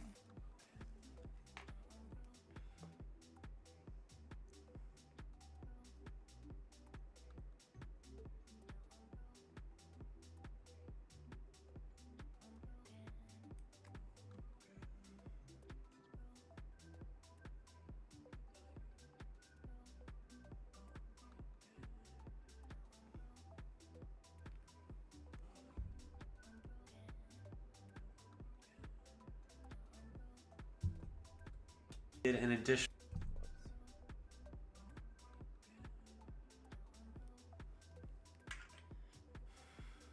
during his time in the Air Force, he developed a love for painting and committed to never raising his voice again, which he carried into his successful career as a painting instructor. Wow, would you look at that?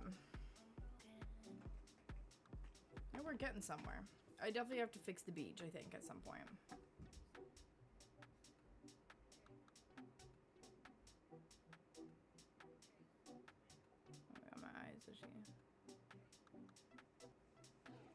How is everybody holding up? Have you gotten your logs? Have you made the fire?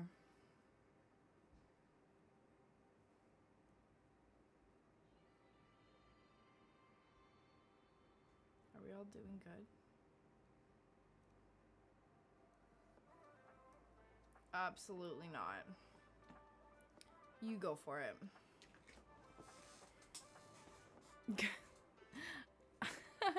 No, I'm not poisoning myself. Thank you.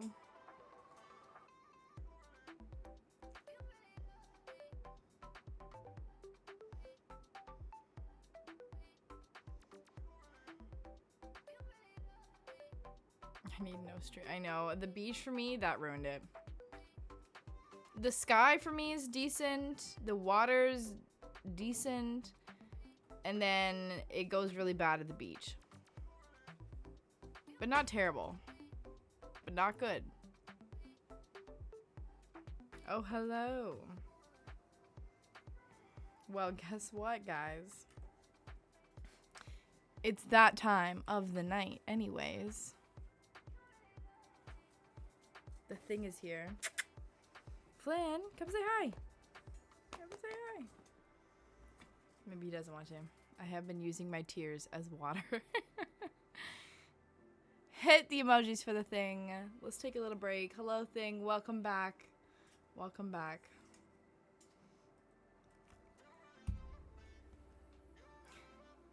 Take a breather. Ooh. For me. Let's pop.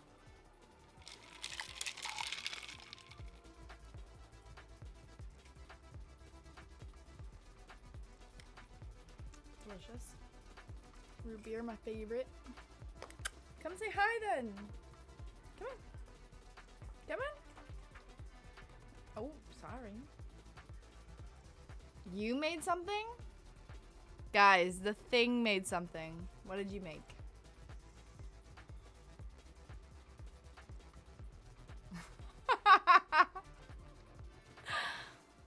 Christian, thank you for the raid. Can you hear my cat? Guys, look at the thing's beautiful painting. I love it. Wow, thing, you did such a good job. Shouldn't it be like this way though? Or this way? Or this way? So good. Thank you. Do I get to keep it? Yes. Cute. Thanks, Thing. Thanks for painting with us. Adorable. I'll put it over here for now. Whoa.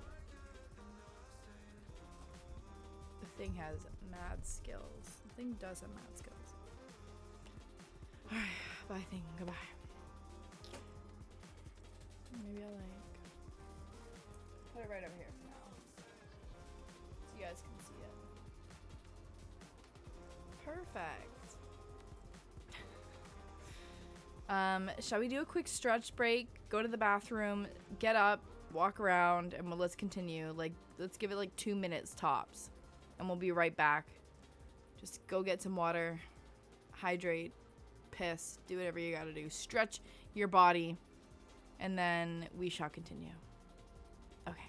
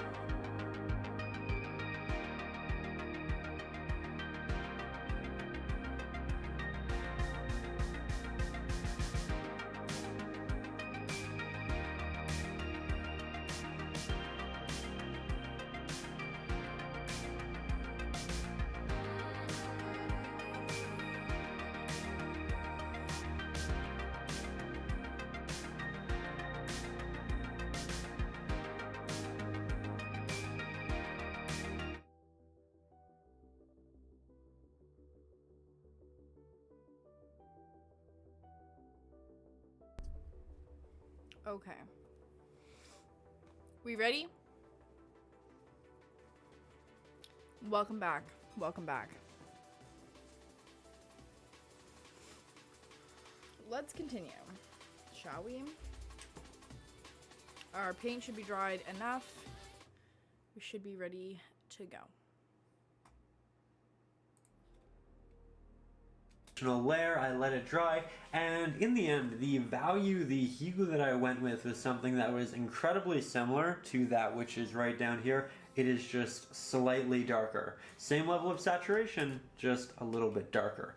But with that, we are now at a very exciting point. We get to start working on the fire, and I'm going to do that with the smaller, well, I suppose 1/4 of an inch round pointed brush. We'll grab some of our cadmium red light hue, a little bit of our Mars black, a little bit of our titanium white. We'll mix those together, and we'll start looking for different openings in all of these logs where there's going to be fire moving and building up. We're looking for all of those hot areas. And I'm using predominantly the reference photo to find these areas, but they're predominantly going to be closer to the middle of the fire, as you can see.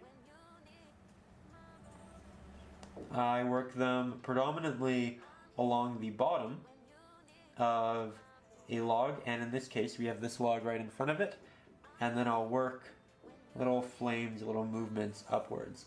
And this is just the base layer. This is essentially just getting us started, but it will turn into something quite special soon. And here you can see when it's over white, it looks entirely different from when it's over black. It's very thin right now, and as a result, you get a lot of what's under it. Now, I do prefer this for building it up. We want to build up to something that is brighter, so just something to consider in this process. And really just when working with acrylic paints in general, they are thin and they are going to be... What happened? Can you rewind the colors? Yes.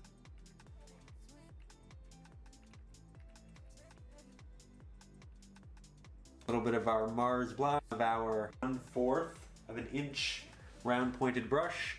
We'll grab some of our cadmium red light hue, a little bit of our Mars black, a little bit of our titanium white.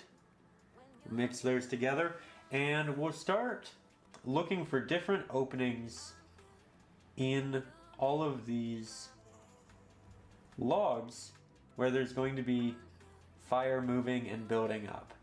We're looking for all of those hot areas. And I'm using predominantly the reference photo to find these areas, but they're predominantly going to be closer to the middle of the fire, as you can see. I work them predominantly along the bottom of a log, and in this case we have this log right in front of it, and then I'll work little flames, little movements upwards. And this is just the base layer. This is essentially just getting us started, but it will turn into something quite special soon. And here you can see when it's over white, it looks entirely different from when it's over black. It's very thin right now, and as a result, you get a lot of what's under it. Now, I do prefer this for building it up. We want to build up to something that is brighter, so just something to consider in this process. And really just when working with acrylic paints in general, they are thin and they are going to be heavily affected by that which is under them, especially if you're using a little bit of water. Now I'm going to go back to the middle portions of some of these applications with more thick pigment, maybe make it a little bit brighter, and I'll just build that up. And the idea is that the area closest to the ground, the warmest area, the area that has the most fire, is going to be a bit brighter, and then as it moves upwards, that dissipates that light, and you get something that's less illuminated, less bright, less stark. And so that's what I'm doing right now. I'm applying it to the bottoms, I'm moving it up, and then I'm leaving that darker area just around the lighter portions. That way it looks like there's a bit of light being emitted from that brighter area. What? We can also now move over that previously applied red and just make that a bit better as well.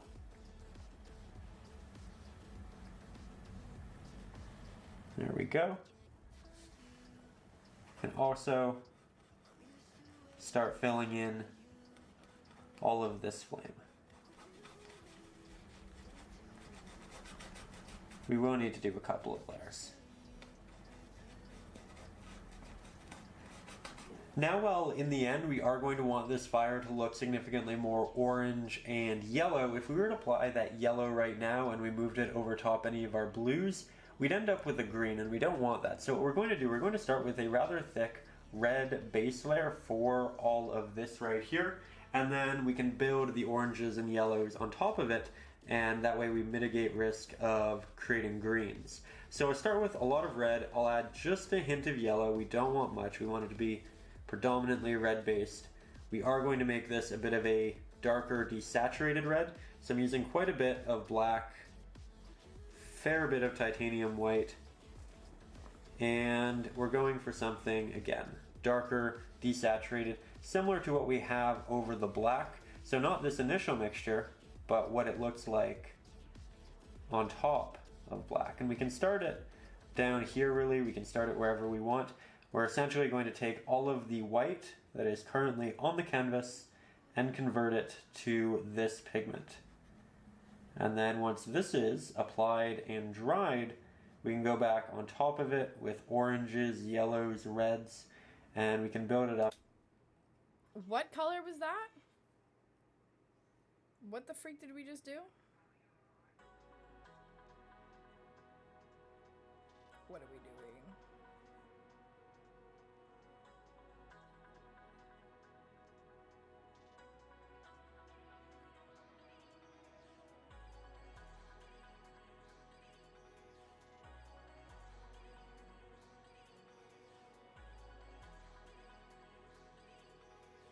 What color was that? Predominantly red based.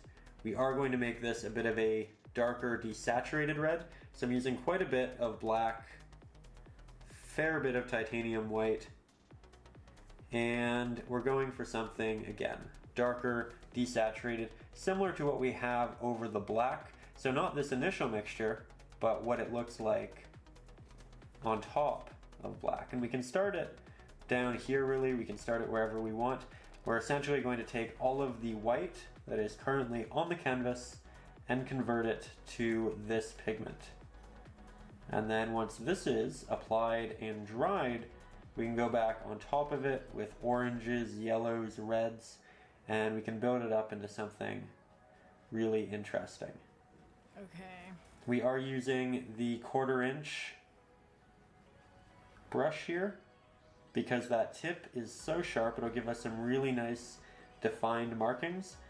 But if you apply a lot of pressure, as you can see, you can create large brush strokes, and you can also make things soft using the edge of the brush. So it's incredibly versatile and just a great tool to utilize in this scenario, because we are trying to do a couple of different things. We're trying to cover a lot of surface area, we're trying to work around edges, but I'll get you a bit closer because I do want to show you a little trick.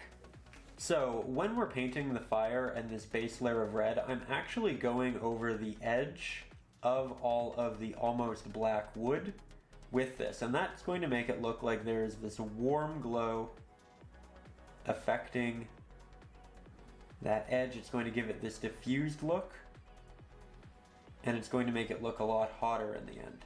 So generally, when we're painting detail, when we're working around subjects, we actually do work around them. We try to make sure that the edges connect, that they're clean, that they don't overlap, but this is a very different situation, and the first step to building this fire is blocking in this red base that slightly, with a semi-transparent application, overlaps the edges of the almost black wood. So you can really see that along the edge here. See that right there. Creates a bit of a different color and value, but looks quite good. Now I'm going to start working my way back up and continue working on our flames.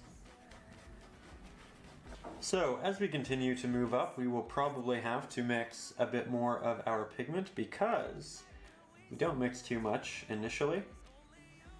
And while we painted the water and the sky, we probably went over a portion of our drawing and the fire. So I'm just kind of re-sketching that in with this darker pigment. This will allow me to work the yellows and the oranges on top of it.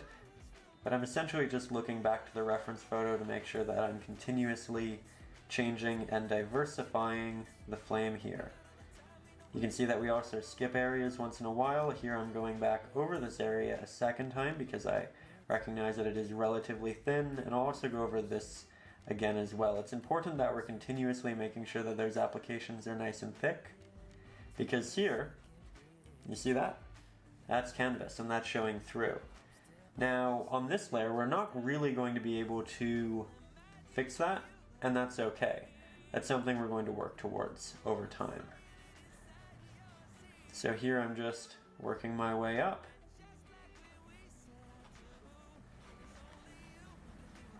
We have a protruding area over here. It's fairly interesting.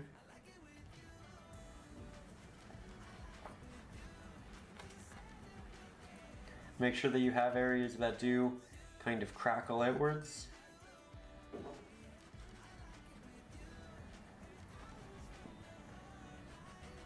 You can see that I'm also jumping around area to area quite a bit because I don't want to essentially continuously reuse the same techniques in that same area and create something boring. Subconsciously, we can kind of make things easier by falling back onto pattern, and when we do that, things are easier. We paint more quickly. However, we generally simplify and do the same things over and over again. And something that works really in every painting and every subject is tomorrow's float day is going to be score. To jump around. That way you don't get lazy.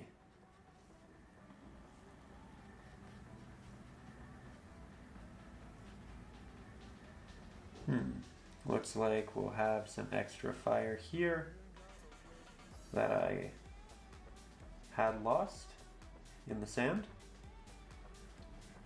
And you can see that the more I layer this, the more we get this deeper, desaturated, more maroon-esque pigment.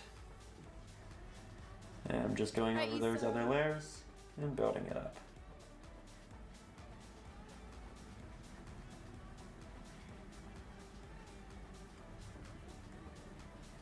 When you want a really sharp edge, make sure you apply as little pressure as possible. And just use the tip of the brush. You essentially want paint on paint, you don't want the bristle to touch the canvas. Then when you're filling in larger areas, then you essentially apply a lot of pressure and have those bristles really create contact. Now I'm heading up to the top, and again, a lot of this was lost under the sky, so you can just go back to the start of the video, see how it was drawn out, redraw it out in Conte or in a colored pencil, or you can look at the reference photo, or you can kind of just make it up, but I would recommend, if you're doing that, again, just be very cognizant that you are required to consistently change it. I think it's score, like score. This top part is quite playful. There's a lot of movement happening. It's quite playful. Going over it a couple times with this darker pigment. We're going to have something quite special in probably 45 minutes. 45. There we go. I'm just going to let the majority of this dry, and then I'll go back over it with a secondary layer of this darker pigment, and then Brownie we'll M&Ms progress and with the Milky next Way. color. Milky Way is from there. good. So once we have everything blocked in and that dry, we're going to take that same quarter-inch these are round so pointed brush. crazy. We're going to take more of that same red that we mixed, and with a lot of water on our brush, we're going to create some small little flame effects that are semi-transparent that come off our primary flame effects. And the idea here is that these are going to show the blue underneath, and in turn show that there is a lot of additional depth happening here. We don't want the fire to look like a solid object, right? So we need a lot of the edges to have these protruding little wisps which show the pigments and the subjects behind it. Now there are quite a bit coming off these, and you don't want to go over it too many times because the more you go over it, the more opaque you go over it. But we do want something relatively full of a body here, so it isn't just lines, it's a form, and then up there we start to move into these more wispy little motions, which can go like that or that, and you want them to connect with one another, and you want it to always be varying. So that right there is a great example. Again, this is something that's going to look a little awkward until we get the oranges and yellows built in, but this is really the base that we need.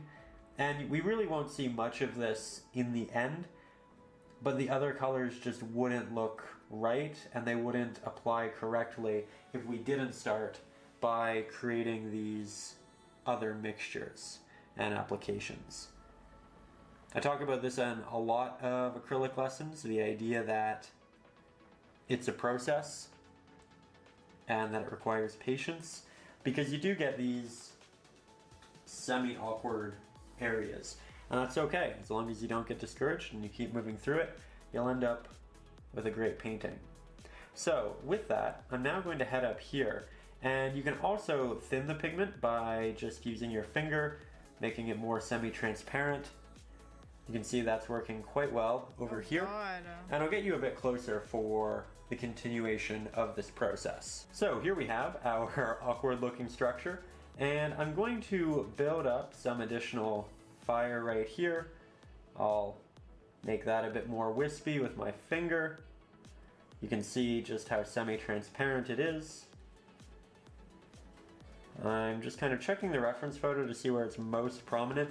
For the majority of it, it's actually going to essentially outline the edges, so you can just go over the edges like that and then move it out, but you are going to want some areas to be more prominent than others, one of which is this top area, so you can see that I'm going back to that quite frequently. And something else you should note, when we're grabbing pigment from our palette, we're not grabbing pigment and then applying it. We are taking off the majority of it, we're making our brush very wet, and then we're grabbing more. The same goes for our mixes, just because we want as little paint on our brush as possible. This is a process of slowly building. It isn't applying it once and being done with it. We're committing to these applications and to the layers we are building up. Here you can see just how thin it is over the light blue that we have down here in the water. And we're just trying to make it look like less of a hard, stark edge. So now we're going to start working with some oranges, but before we do that, it's imperative that we go ahead and clean our water and our brushes as well, because right now they have quite a bit of blue on and inside of them, and if we were to take an orange that was a bit more yellow dominant and put it into this water or onto that brush, we'd probably get a bit of a diluted effect occurring, and you'd end up with something that was a bit more muddy rather than the color you actually want. So take a quick break, clean everything quite well, and then we'll come back and start adding some detail to the fire. So now that I have clean water, I'm actually going to switch to a new brush. This is another round pointed brush. Does anyone need that? Does anyone need to clean their water? I think I'm fine. I'll live. Can we continue? I'm still stuck trying to fix this freaking sand. Cleaning? Okay. I don't like the sand at all. I'm so pissed. It was okay, and I ruined it.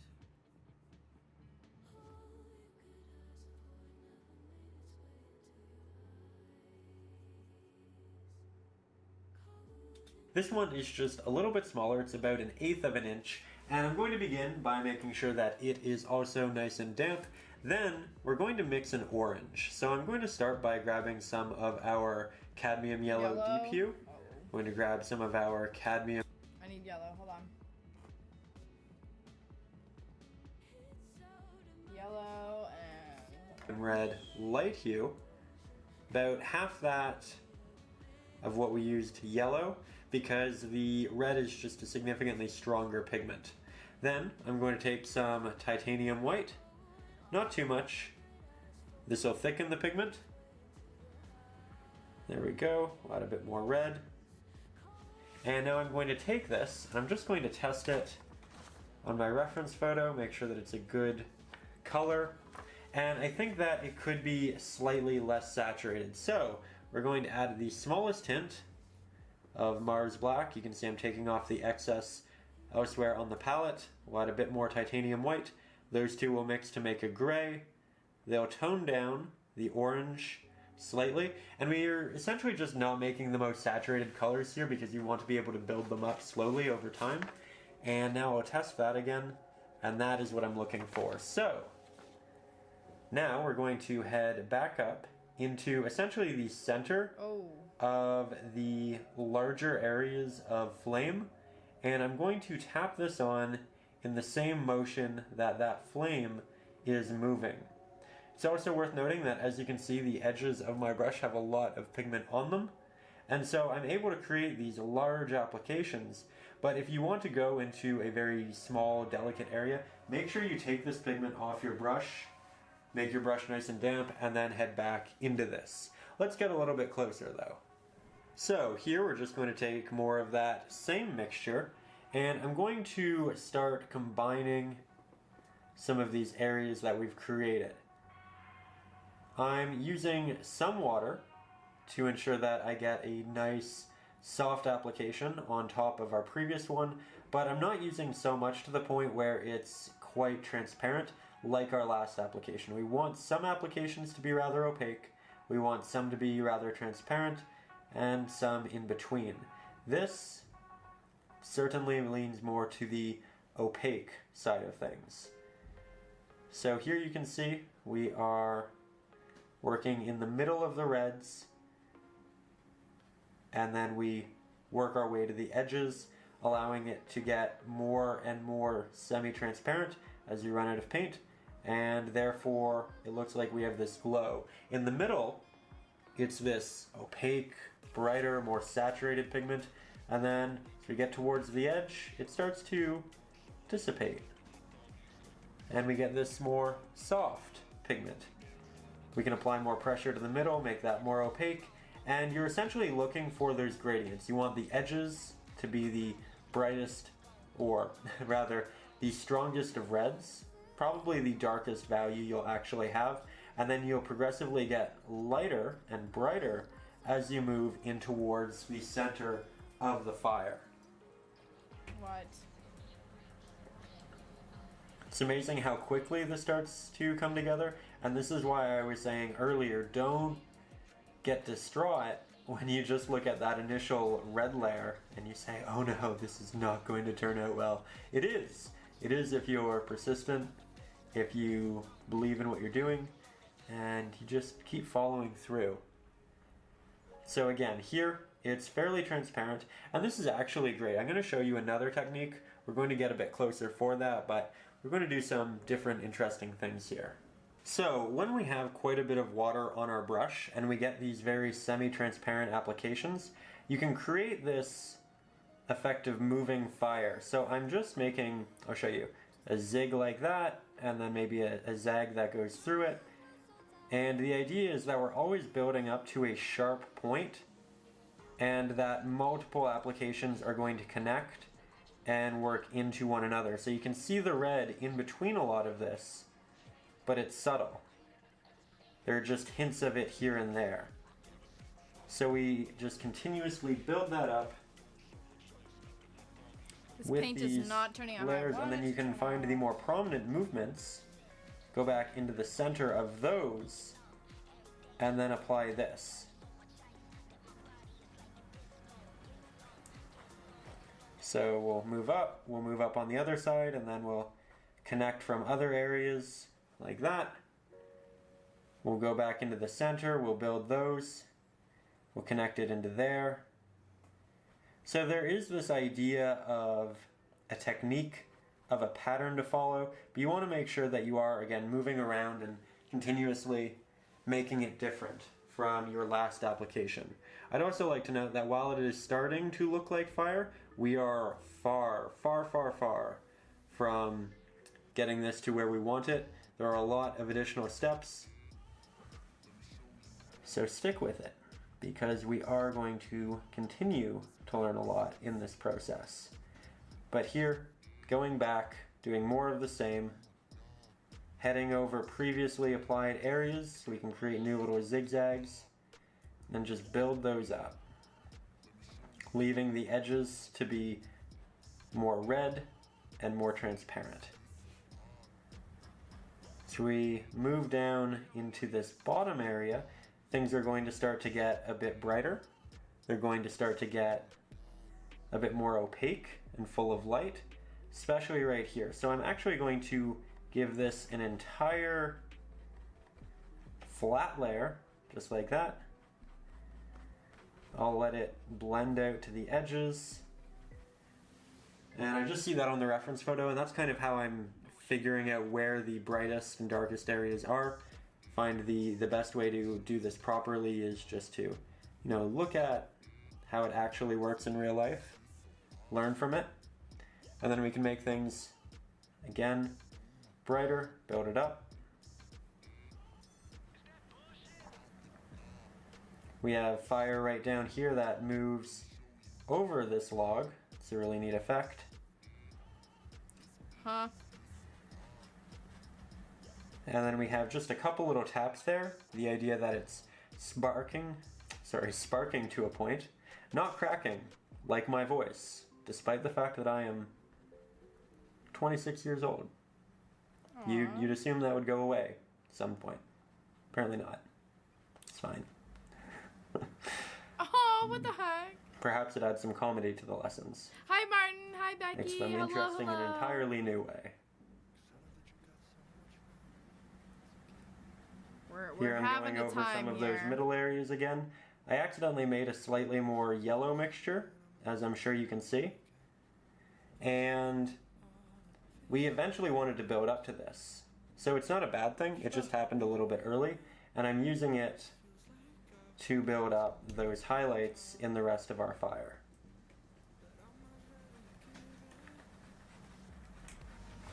I'm gonna try this. Now, right now, I feel like the fire looks a little bit stiff.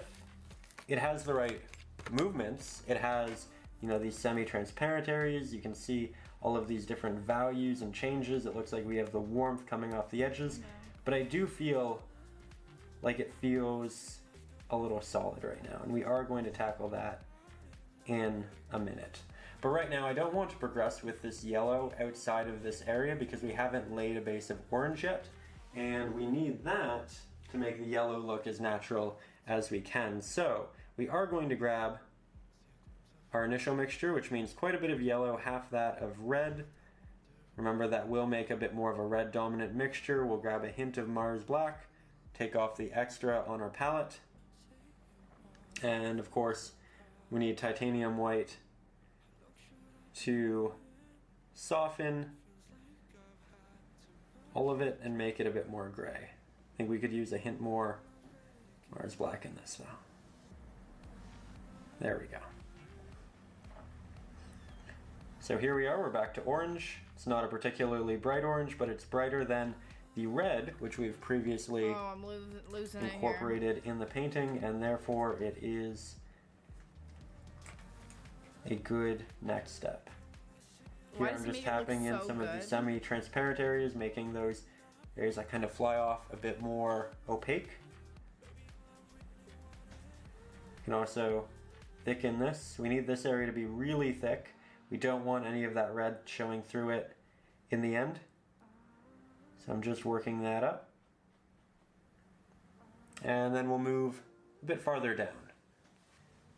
Now, the area down here is going to become a bit more visually complicated because we essentially have the hottest fire, and we're going to have diffused areas that are essentially almost white, but then we'll also have areas that are still very red. So right now I'm painting in what is going to be the brightest areas of fire here, which will eventually be white, and I'm just starting to build those up right now with this mid to dark orange. It's fairly transparent at this point, just so I have an opportunity to try things, and it makes it a bit more like drawing, really, than anything. It's like sketching. You're figuring things out before you really commit to them. And I'm just bouncing back and forth to that reference photo, making sure that everything's as it should be. There we go. Again, you don't need the reference photo. You really don't need it. You can just follow this lesson, do what I'm doing, follow those techniques. But for those of you up over on Patreon, I know that it's something I personally really like to use, and I'm personally finding quite useful. But it isn't necessary. I think it is. Now we're going to take more of our yellow, our red, and we're going to make a bit more of a yellow dominant mixture like we accidentally did previously. So we're just using maybe 3/4 yellow to red, and then I'll use significantly more titanium white, and this time I'm not going to add the addition of any Mars black. We are building this up, and you can tell by the other variations that are around it. Then I'm going to head right down into this area and start building up that real highlight that we're going to look for in the end. So yet again, I'm applying very soft little taps with the point of the brush to achieve detail, and I'm applying more pressure when I want to create more of a body of paint like that. Just having it jump around, wisp through and over portions of our log, but you can see there's a bit of a darker area right under here. So we're not covering all of it. We're not making it kind of a blanket application. We are still being cognizant of how we're working with it. And here I'm going to be a bit more playful. We'll have some that's kind of moving up and down almost in a wave-like shape. And then we can do a couple of taps to have some sparks flying off. We are going to do a lot of other sparks, and we're going to do it with a slightly different technique later on, but that's a good way of kind of just getting it started. Right now, admittedly, this does have a bit more of a illustration look. It's a bit more cartoony, but we are going to bring it into something significantly more natural looking in just a little bit. Again, patience is key. It was amazing what we turned this into after a single application over the dark red, and we're just going to continue making those larger strides as we work with the piece. With that said, in the last clip I was talking quite a bit about the reference photo and the traceable and all of that, the supporters up over on Patreon, and I do this in every lesson, and I'd really like to do it again here. I think that it's something that should be said in every lesson. I'd like to say a big thank you to our patrons for making these lessons happen. As I frequently note, these lessons are primarily fan-funded, and they take a lot of time and effort and work, and I wouldn't be able to put in that time each and every week if it wasn't for that support. Instead of this being a weekly show, it might be a monthly show, maybe, but thank you. Thank you for making this happen. Thank you for allowing me to teach art. Thank you for really providing these lessons for everybody else who is watching them. It is because of you that these happen as frequently as they do, and, you know, thank you. Really, really, really thank you. I feel like I say something relatively similar in each episode, but it's one of those things that it's hard to put into words. It's hard to, you know, kind of articulate those feelings and emotions. It's kind of like Christmas when someone gets you something incredibly thoughtful. How do you properly say thank you, right? So I'd like to say a big thank you to you for supporting the channel, for making this happen. and again for providing me the opportunity to teach painting for a living, and for providing these lessons for everybody else who's watching up over on YouTube. I hope you really do find the reference photos, the traceables, the extra lessons, the ebooks, all of that good stuff incredibly useful. And you know, I will always appreciate the support. I'd also like to say, if you are new to the channel and unaware, you can support the channel up over on Patreon. Up there you can get things like the traceables, the reference photos. I have a bunch of additional bonus lessons that you can't find anywhere else. I have 5 ebooks, including Acrylics for Beginners, which is essentially the essentials and everything you need to know about acrylic painting before you jump into your first acrylic painting. We talk about working with water, what brushes to use, how to combine different colors, about color scheme. We're all like concentrating so much because like, yeah, we got like 14, 15 people in here and like barely any of us are talking. We're all just like at peace with what the freak we're painting. We're all concentrating so hard, and you know what? I love that. I can't wait to see everybody's final painting at the end of this. I appreciate you guys hanging out with me. I know it's a long one. Learning acrylic painting. But we're chilling. We're chilling. As good as you can with the medium. And we have I know it's getting a little late for some people, that's so one thing that I think is incredibly maybe we'll valuable about it skip to the next part. When you post over on that Facebook group, people talk and they help you, and they into channel. Only from I think it's just little about details the painting we're doing on photos this fire. over here 5 minutes, and then we can come back. I think a lot of people actually have this issue regularly. That effect can happen, but it can really happen anywhere, and it's not difficult to deal with too. But this area right down here is coming along really, really well, and it's a lot more. He's really just going very for dramatically. Oh, adding some white now. Okay. A warm. We're going to mix this over here. New area. We'll grab some of our cadmium yellow DPU. Not much. We want this to be almost a warm titanium white. Smallest hint of red. We don't want it to be a pink though, so we want a lot more yellow than red. Mine is turning way more pink. And with this, we can really start building up that diffused look for the fire. So this is only for the brightest areas, and you can do small little strips or bigger, more bold applications like that. It's really going to vary dramatically. And it just builds up on top / inside the previously applied brightest areas. So if you apply this right now over wet pigment, it will blend, it will not be as bright. That's okay, you can work through transitions, but you can also wait for it to fully dry and then just get this really bold pigment as well. It's up to you. It's really about how you like to work. I'm also going over some of the edges with a small, slight, light tap, giving it a very minute blend, as you can see right there. It's all going really well. And I'll try to move over this area. You can see that it's still not accepting that paint. Need to wait for that to dry a bit more before we really get into it. But I do want to build this up even brighter anyway, so I'm not concerned about it. I did want to go back later anyway. So we'll apply some extra there. I do want some in here. That way we're balancing it. We have light on both sides. We'll add some into that. And here you can see that I'm applying it, but I'm not applying it over the yellows or the oranges. And this actually looks a bit more I've put it over like everything. Green and clear than the other. So it's a different look, it's a different technique, but that's really why we start I don't know what mine's most of these with that base layer. Now I'm going to continue this, and I'm going to do a couple more of them. While you do that, I'm getting the my chicken wrap right here, just because I want just a little bit more fire than what's presented in that area. So you can deviate, you can make it your own. It's important to recognize that there are rules in painting, that there are different things that are generally there to aid you and help you and make the process easier, but it's also okay to break those rules, make the pieces your own, interject your own ideas, and that's when things can start to get really special. So just something to consider.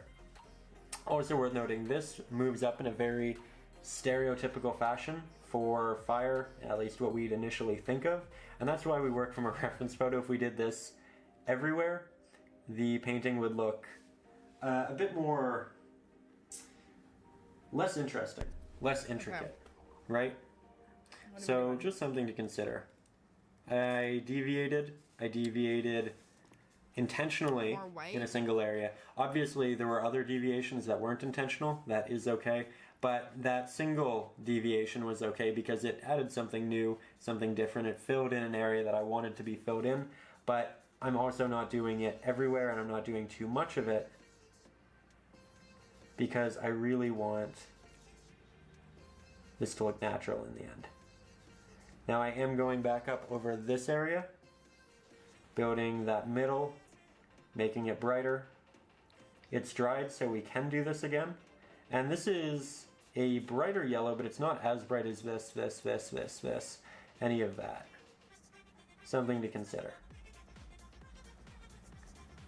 And again, I have quite a bit of pigment on my brush right now, so it's a bit harder to work with.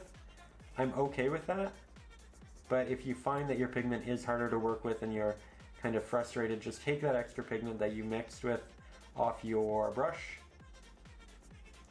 make your brush damp, and then come back, grab some more, and work from there. There we go. I'm also going over some of the darker areas with a very light stroke when I have almost no paint, and that's just going to soften that contrast. It's not going to take it away. You're still going to have that darker area. It's just not going to be as dark. And that's another option if you feel like you have too much contrast in one area or another. So here we have a bit of a wider shot of our fire. That way you can see how it's progressing. Again, far from finished, but the main idea is that we started with that darker backing layer. Then we added the slightly more wispy strokes along the edges that were semi-transparent. Then we added a semi-dark orange in the middle, blended it out so we could still see a bit of the red edge, but we were building that base when we came in with a bit more of a yellow-orange and these wispy motions inside, leaving openings. Then we went over them a number of times, building them up, making them brighter. Then we went down to the bottom-ish area and started incorporating this almost white, and therefore it looks like it moves from an almost white to a bright orange-ish yellow to more of an orange, and then eventually up to a red. I do still want to do a bit of highlighting up in the top here, and I wanted to do that from a distance just because I think it's really important that sometimes you paint really up close. Sometimes you look at your painting from farther away when you paint, and you can just do that by holding your brush like this. It'll give you more distance. It'll give you a looser stroke so things are less heavy on form. It'll make things look lighter and more loose. And it's important to do this because generally we focus really heavily on certain areas, and while we make them look great, we can make them look less cohesive in the painting and they don't really match with everything else. So it's important to sometimes paint from farther away, to look at the painting from farther away, because you just get a new perspective, and with that you can make sure that things are progressing evenly and together. That way you don't have to redo something that you worked really hard on because you forgot to look at it in context with the rest of the piece. So again, the main idea here, brightest at the bottom, most yellow at the bottom, most warm, and then gets darker and more orangey red as we move up to the top.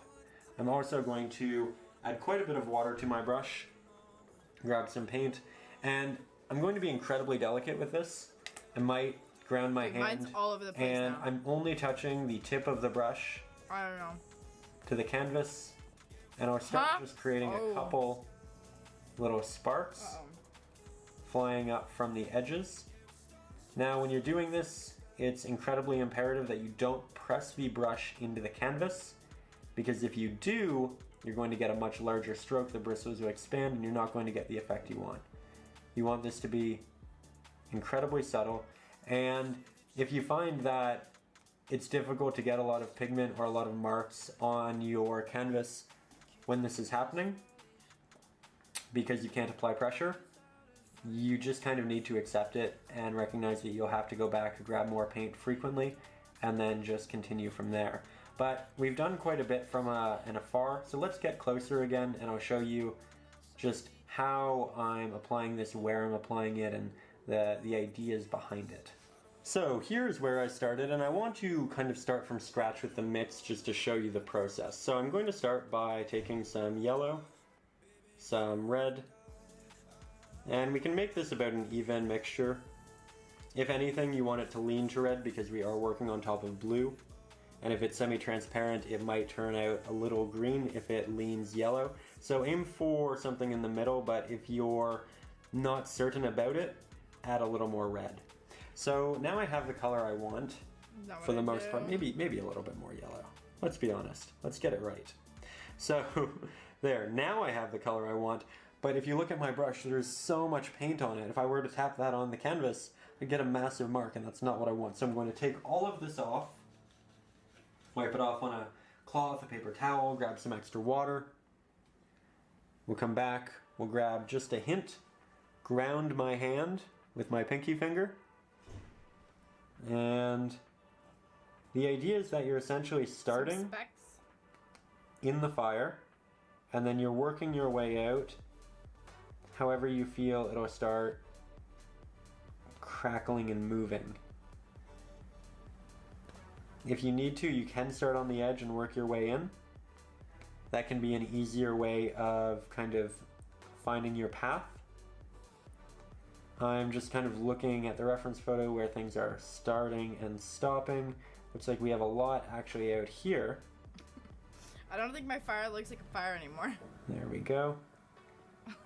So once I have that line, that path, I will start more in the middle here, and then I'll work that out. And I'll show you a couple of different ways of applying these, but here you can see that they can be a little bit big. You can wipe them off because they're fairly watery. If you feel they're too big, might leave a little bit of a warm glow, but that's okay. The idea here is that you're moving it with direction. You're just letting the tip of the brush, that pigment, touch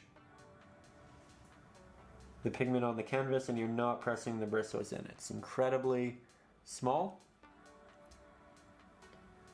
I do see that the camera is fighting focus right now, but you should still be able to see what we're doing. And sometimes I make a tap on the canvas and you won't even see new paint on it. And that's just because there isn't enough pigment on that area of the brush to deliver pigment. And in that case, I'm not applying more pressure. I'm not fighting it. I might just rotate my brush a little bit in hopes that there is more pigment elsewhere on it. Now, I do want significantly more We're almost sparks. there, guys. I mean significantly more. But before I do that, we've let this dry for quite some time, and now we can come back into it with a new application and make it what we really want it to be. And I'm doing this right now simply so that we don't forget about it. I want to make sure that it's done. I want to make sure that I'm not putting the painting up or uploading it and saying, oh no, we forgot about that area. That was important. So here, just making sure we do it, putting in that time, and that's already so much better. More white? Can work it up a little bit. I don't think I can add more. It's so cathartic to paint flames. Honestly, just such a fun time. There are different subjects in painting that I think we all kind of innately find more catharsis in. And this is definitely something that's pattern oriented and therefore just fun. Is it? One of those things you feel like you can find a lot of success in as you continue with it. I don't know, man. We can have some crackling and some other fire happening out on the outskirts here. We do need to go back and work on the burning areas of the log, but we'll do that a bit later. That'll be more of a finishing touch. And just having this progress upwards. I mean, I'm down to skip a little bit more of the fire. If if you guys are, because I don't know what else I can add to it. He keeps adding more. I'm lost for what to add. I'm just making a mess now. I don't know if you guys are comfortable with me skipping forward a little bit. We can see where it goes.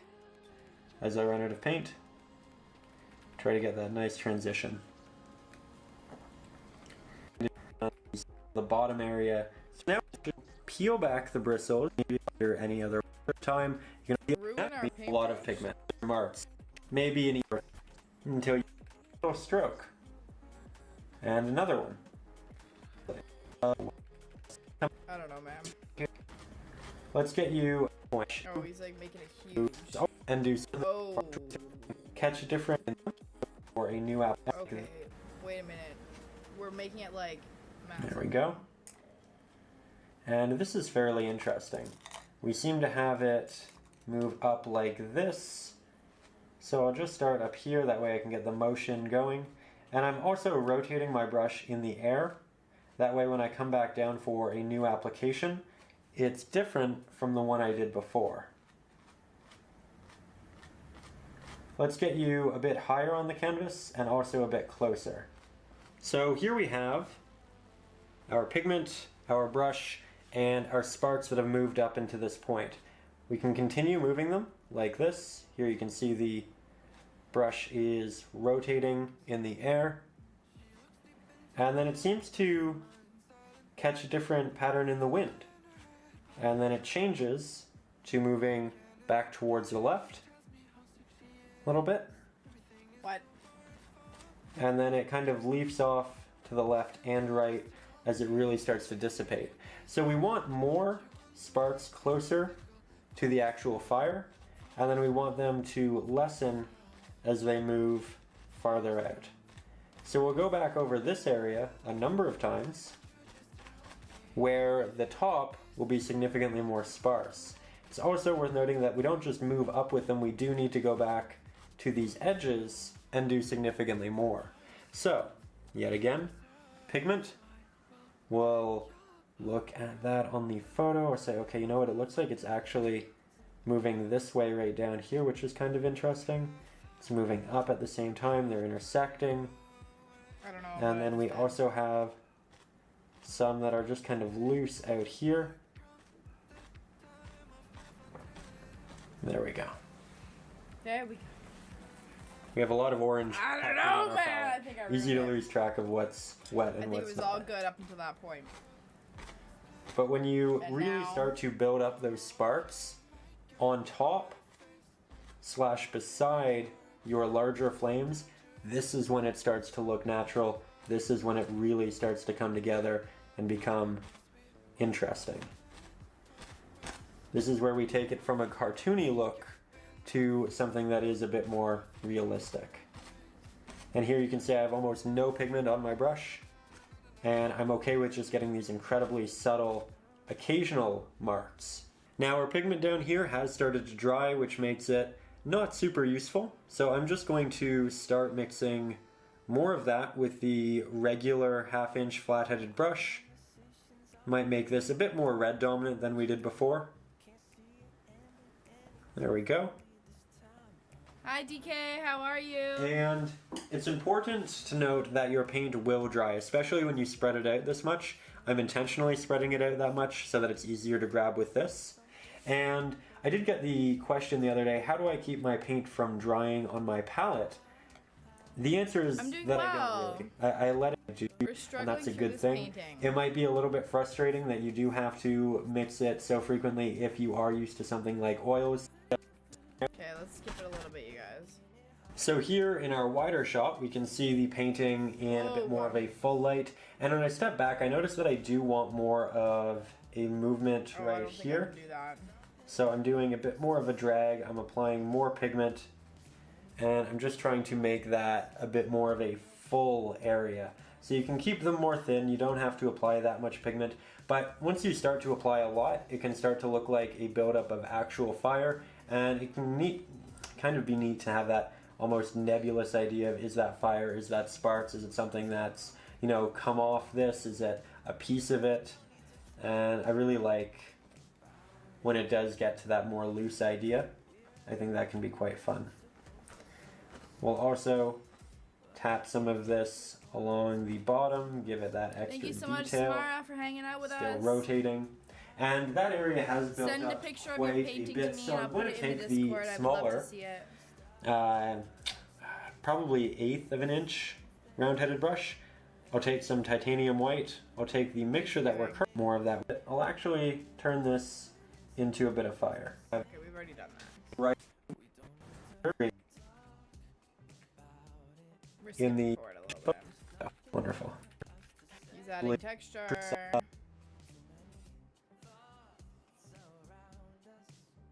Bottom of this and start working on the fiery portions of the logs. Fourth, we're going to make sure that it is nice and damp. We'll grab some of our cadmium red light Hi, hue Mom. and some of our titanium white as well, but not too much. We don't want it to become a pink. Thank you. We'll also grab the smallest hint of a yellow, but again, not much. We do want this to remain a red. So, once we have that pigment, we're going to go to the bottom of our logs, and I'm going to essentially outline the bottom of this one because, of course, the form was lost when we painted the other one right under it. And we want this to be incredibly sharp, so if you feel like you're running out of paint and you're not able to get those sharp applications, make sure your brush is damp and grab some new pigment. So once we have that line applied, we're essentially going to create some cracks in the bark and then another line of bark, like that. You want it to be very inconsistent, you want it to always be changing, but you're essentially painting this series of bricks. Let's start again with this one. So I'm going to So take we're just going my under pigment, the wood now. I'll run it along the bottom of this, like that. You can see that it's semi-transparent, it looks darker because we have that base, and then I'm going to create these lines that move up randomly, and then I'll create another line that follows the same angle as the edge of our log. And this is going to make it look extra hot. It's going to make it look like it's really burning. This is And red. it's going to give the ones up here, all of the darker areas, the idea that it's essentially just turning into a charcoal. There we go. I feel like that's what we already did, but whatever. So again, remixing that pigment, want it to be primarily red, but we are interjecting portions of yellow and white, and we can go over these applications a couple of times to really build them up. I'd recommend doing that with the bottom of them, but not necessarily the little details that move upwards. Generally, when you go over those things a couple of times, you eventually build up your layers and you make them significantly more thick looking, and that's not what we want. We want it to be incredibly small and thin. So we're just being quite cautious with our applications. And there you can see us really getting that pigment right there. We can continue this with a lot of these. You might want it to be slightly more subtle as you get towards the edges because it's not going to be as hot. And you also don't want to distract the viewer and bring them out of the mid portion of the painting. So I'm grounding my hand on my easel right now, taking out that shake, and then I'll create I don't know what some else I of can do to those this. lines that follow the edge of the log. Working really well. How are we feeling? Are we guys feeling There done? we are.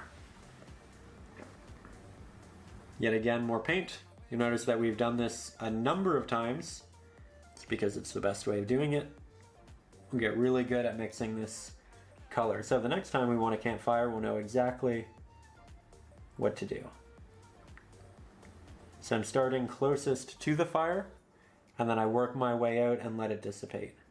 Now I already, because I just blended, I have too much paint on my brush and not enough water, so I'm going to take that pigment This off. guy's really like perfecting it. But I think there's not much else we can do. Are we all done? Because I think we're done. What else does this man have to add? He's being very, like, which we appreciate. Small brush, dipping it in water, grabbing good amount of yellow, about an equal amount of red, and then yet again probably an equal amount of titanium white. Dripping it down the brush on that canvas. Remember disheveled synthetic brush. It? Fine, we can end with that. Flick the brush, guys, and then we'll end with that one. Flick the brush, and then we're good to go. Flick that brush.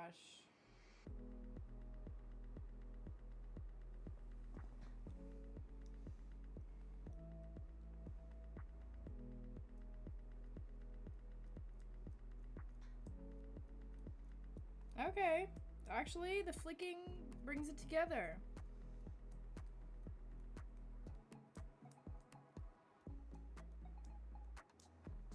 Yeah, sure. I could see it. Alright, I think I'm good.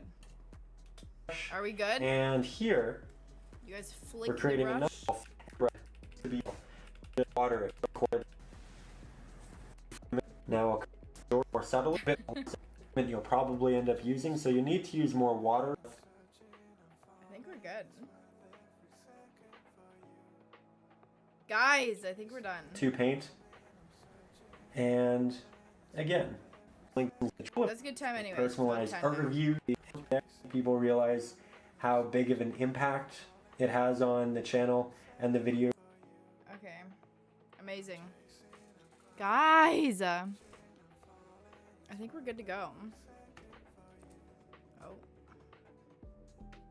Is everyone good to call that, like, done? I think, you know, art is never completely finished. It is just stopped for now. Let me turn this guy off.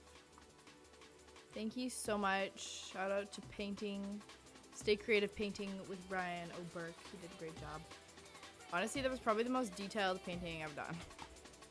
That was fan-freaking-tastic, you guys. For anyone who did paint with me tonight, Eric and Lily, Mike, Samara, I don't know if she's here anymore, and anybody else who painted with me, please take a photo and post it in the Discord. If you don't have Discord, you can send it to me, and I'll put it in the Discord because I would love to see the results of your guys' art.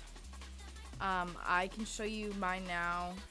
I tried to go over the brown again, so it's a little bit wet. And you know, my fire started to look way more cartoony than his. So I hope you guys did a better job. Don't look at the wet brown. Here's mine. Don't look at that. This is how mine turned out, which I think it was like the water was not too bad. And then the fire just went not so good. But it was, you know, we had a lot of fun. Don't look at this. I had fun. Still fun. From Howl's Moving Castle? What's that? Looks great. Thank you. I'm happy with how it turned out. Yeah, I'll take it.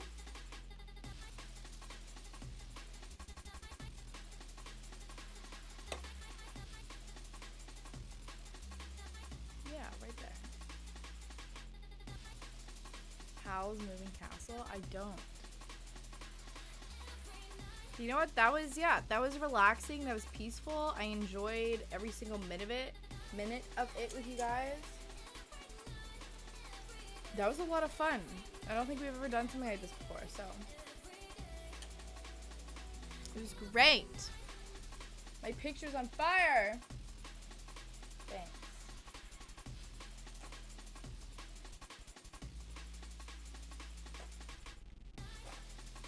Guys, please post in the Discord. I'll go check right now.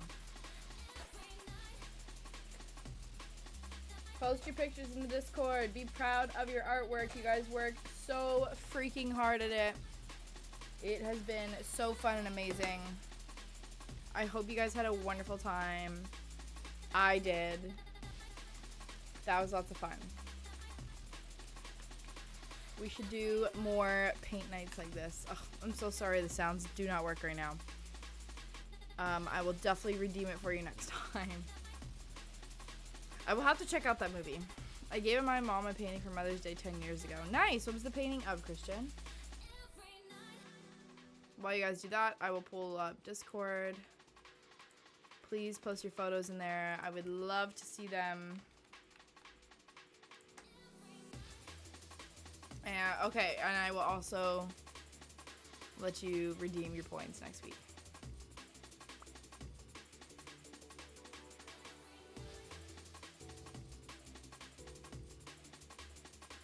Any posts yet? General. Lily! Alright guys, look at this. Here's Lily's. Beautiful! That's really good.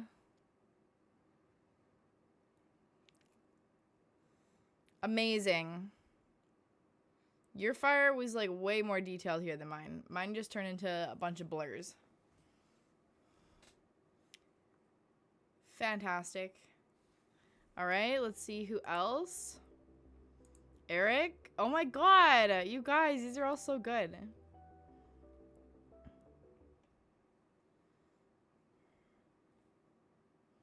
Can I make it bigger? I don't know. I think that's it. There. We got Eric's picture. Beautiful. That's really good. Your logs are way more like prominent. Like you can really see the logs going on here.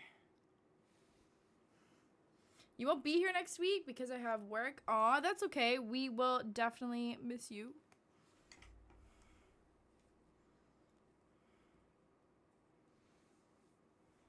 Anybody else? Let's see. Oh, Christian. Cute, the little bird. That's pretty cute. We could look at Christian's painting too. Very cute. Is that a robin? Anybody else want to post their fire pictures? I would love to see it. Now is the time. The art is strong with this stream. Dude, everyone's so talented. Everyone is so amazing. When I get maybe a few more, our friend Samara was also painting. She left a little bit earlier, so she'll probably send a picture of what she completed, and I will post it in the Discord. Mike, if Mike is still here, I think was painting too. I'm not too sure if anybody else was painting, but that was super fun. That was great, you guys. Thank you so much for doing that with me and experimenting on this stream. I definitely want to do that again. I think that was so fun.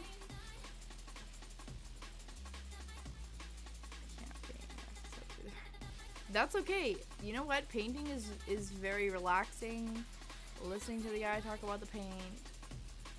That was good.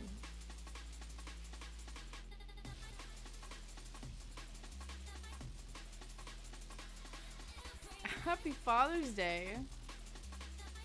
What? To Brad? It was also nice and relaxing to watch. Aw, thank you. Thanks for hanging out. Even though you guys weren't painting, I appreciate you hanging out. I know we didn't talk that much this time, but it was super awesome to, like I said, just relax and paint with you guys, and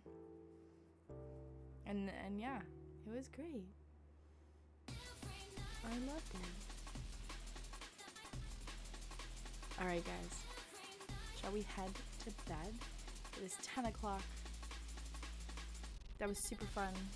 We got some cleaning up to do. No, I don't think anybody else is going to post their pictures tonight. But Lily and Eric, these are amazing. Thank you for doing that with me.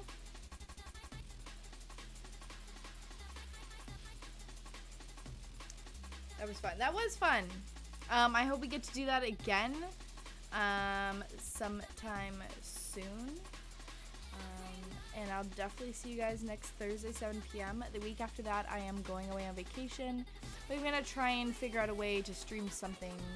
Maybe it'll just be like chilling at the beach or something. We'll see. It'll be fun. We'll figure it out when we get there. I'm back to my usual work schedule, so hopefully I can stream a little bit more on the weekends, maybe tomorrow. We shall see. But once again, thank you all for hanging out with me. There's still 15 of you. I love you all so, so much. It has been a super fun night, and I hope we get to do this again soon. Have a wonderful weekend if I don't see you. Have a wonderful rest of the week. It is Friday, guys. We have made it tomorrow. And yeah, I love you all, and have a wonderful night. Goodbye.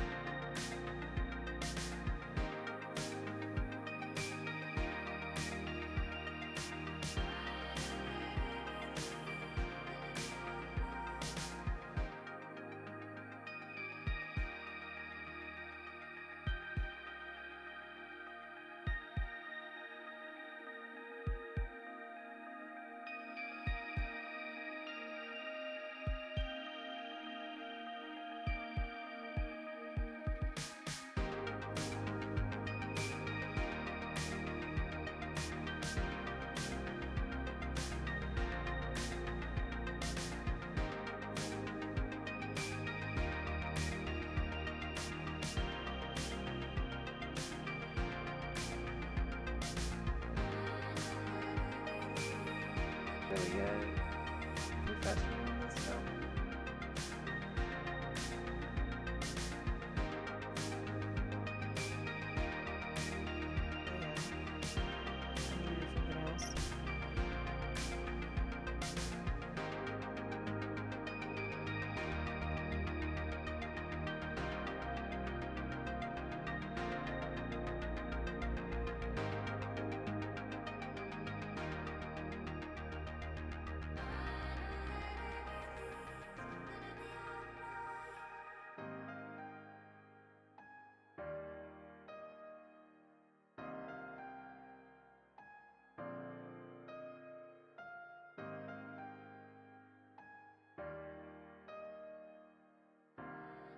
Bless her.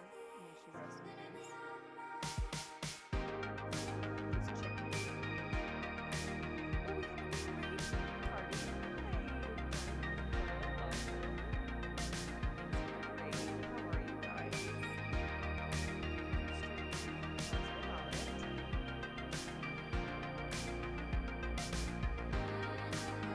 I was just telling you. So there was a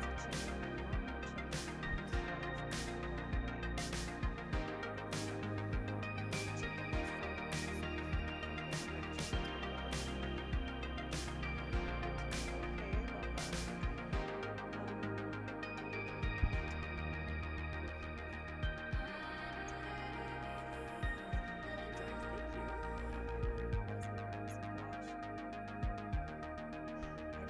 This chicken just had a condition, so I actually drawn this chicken.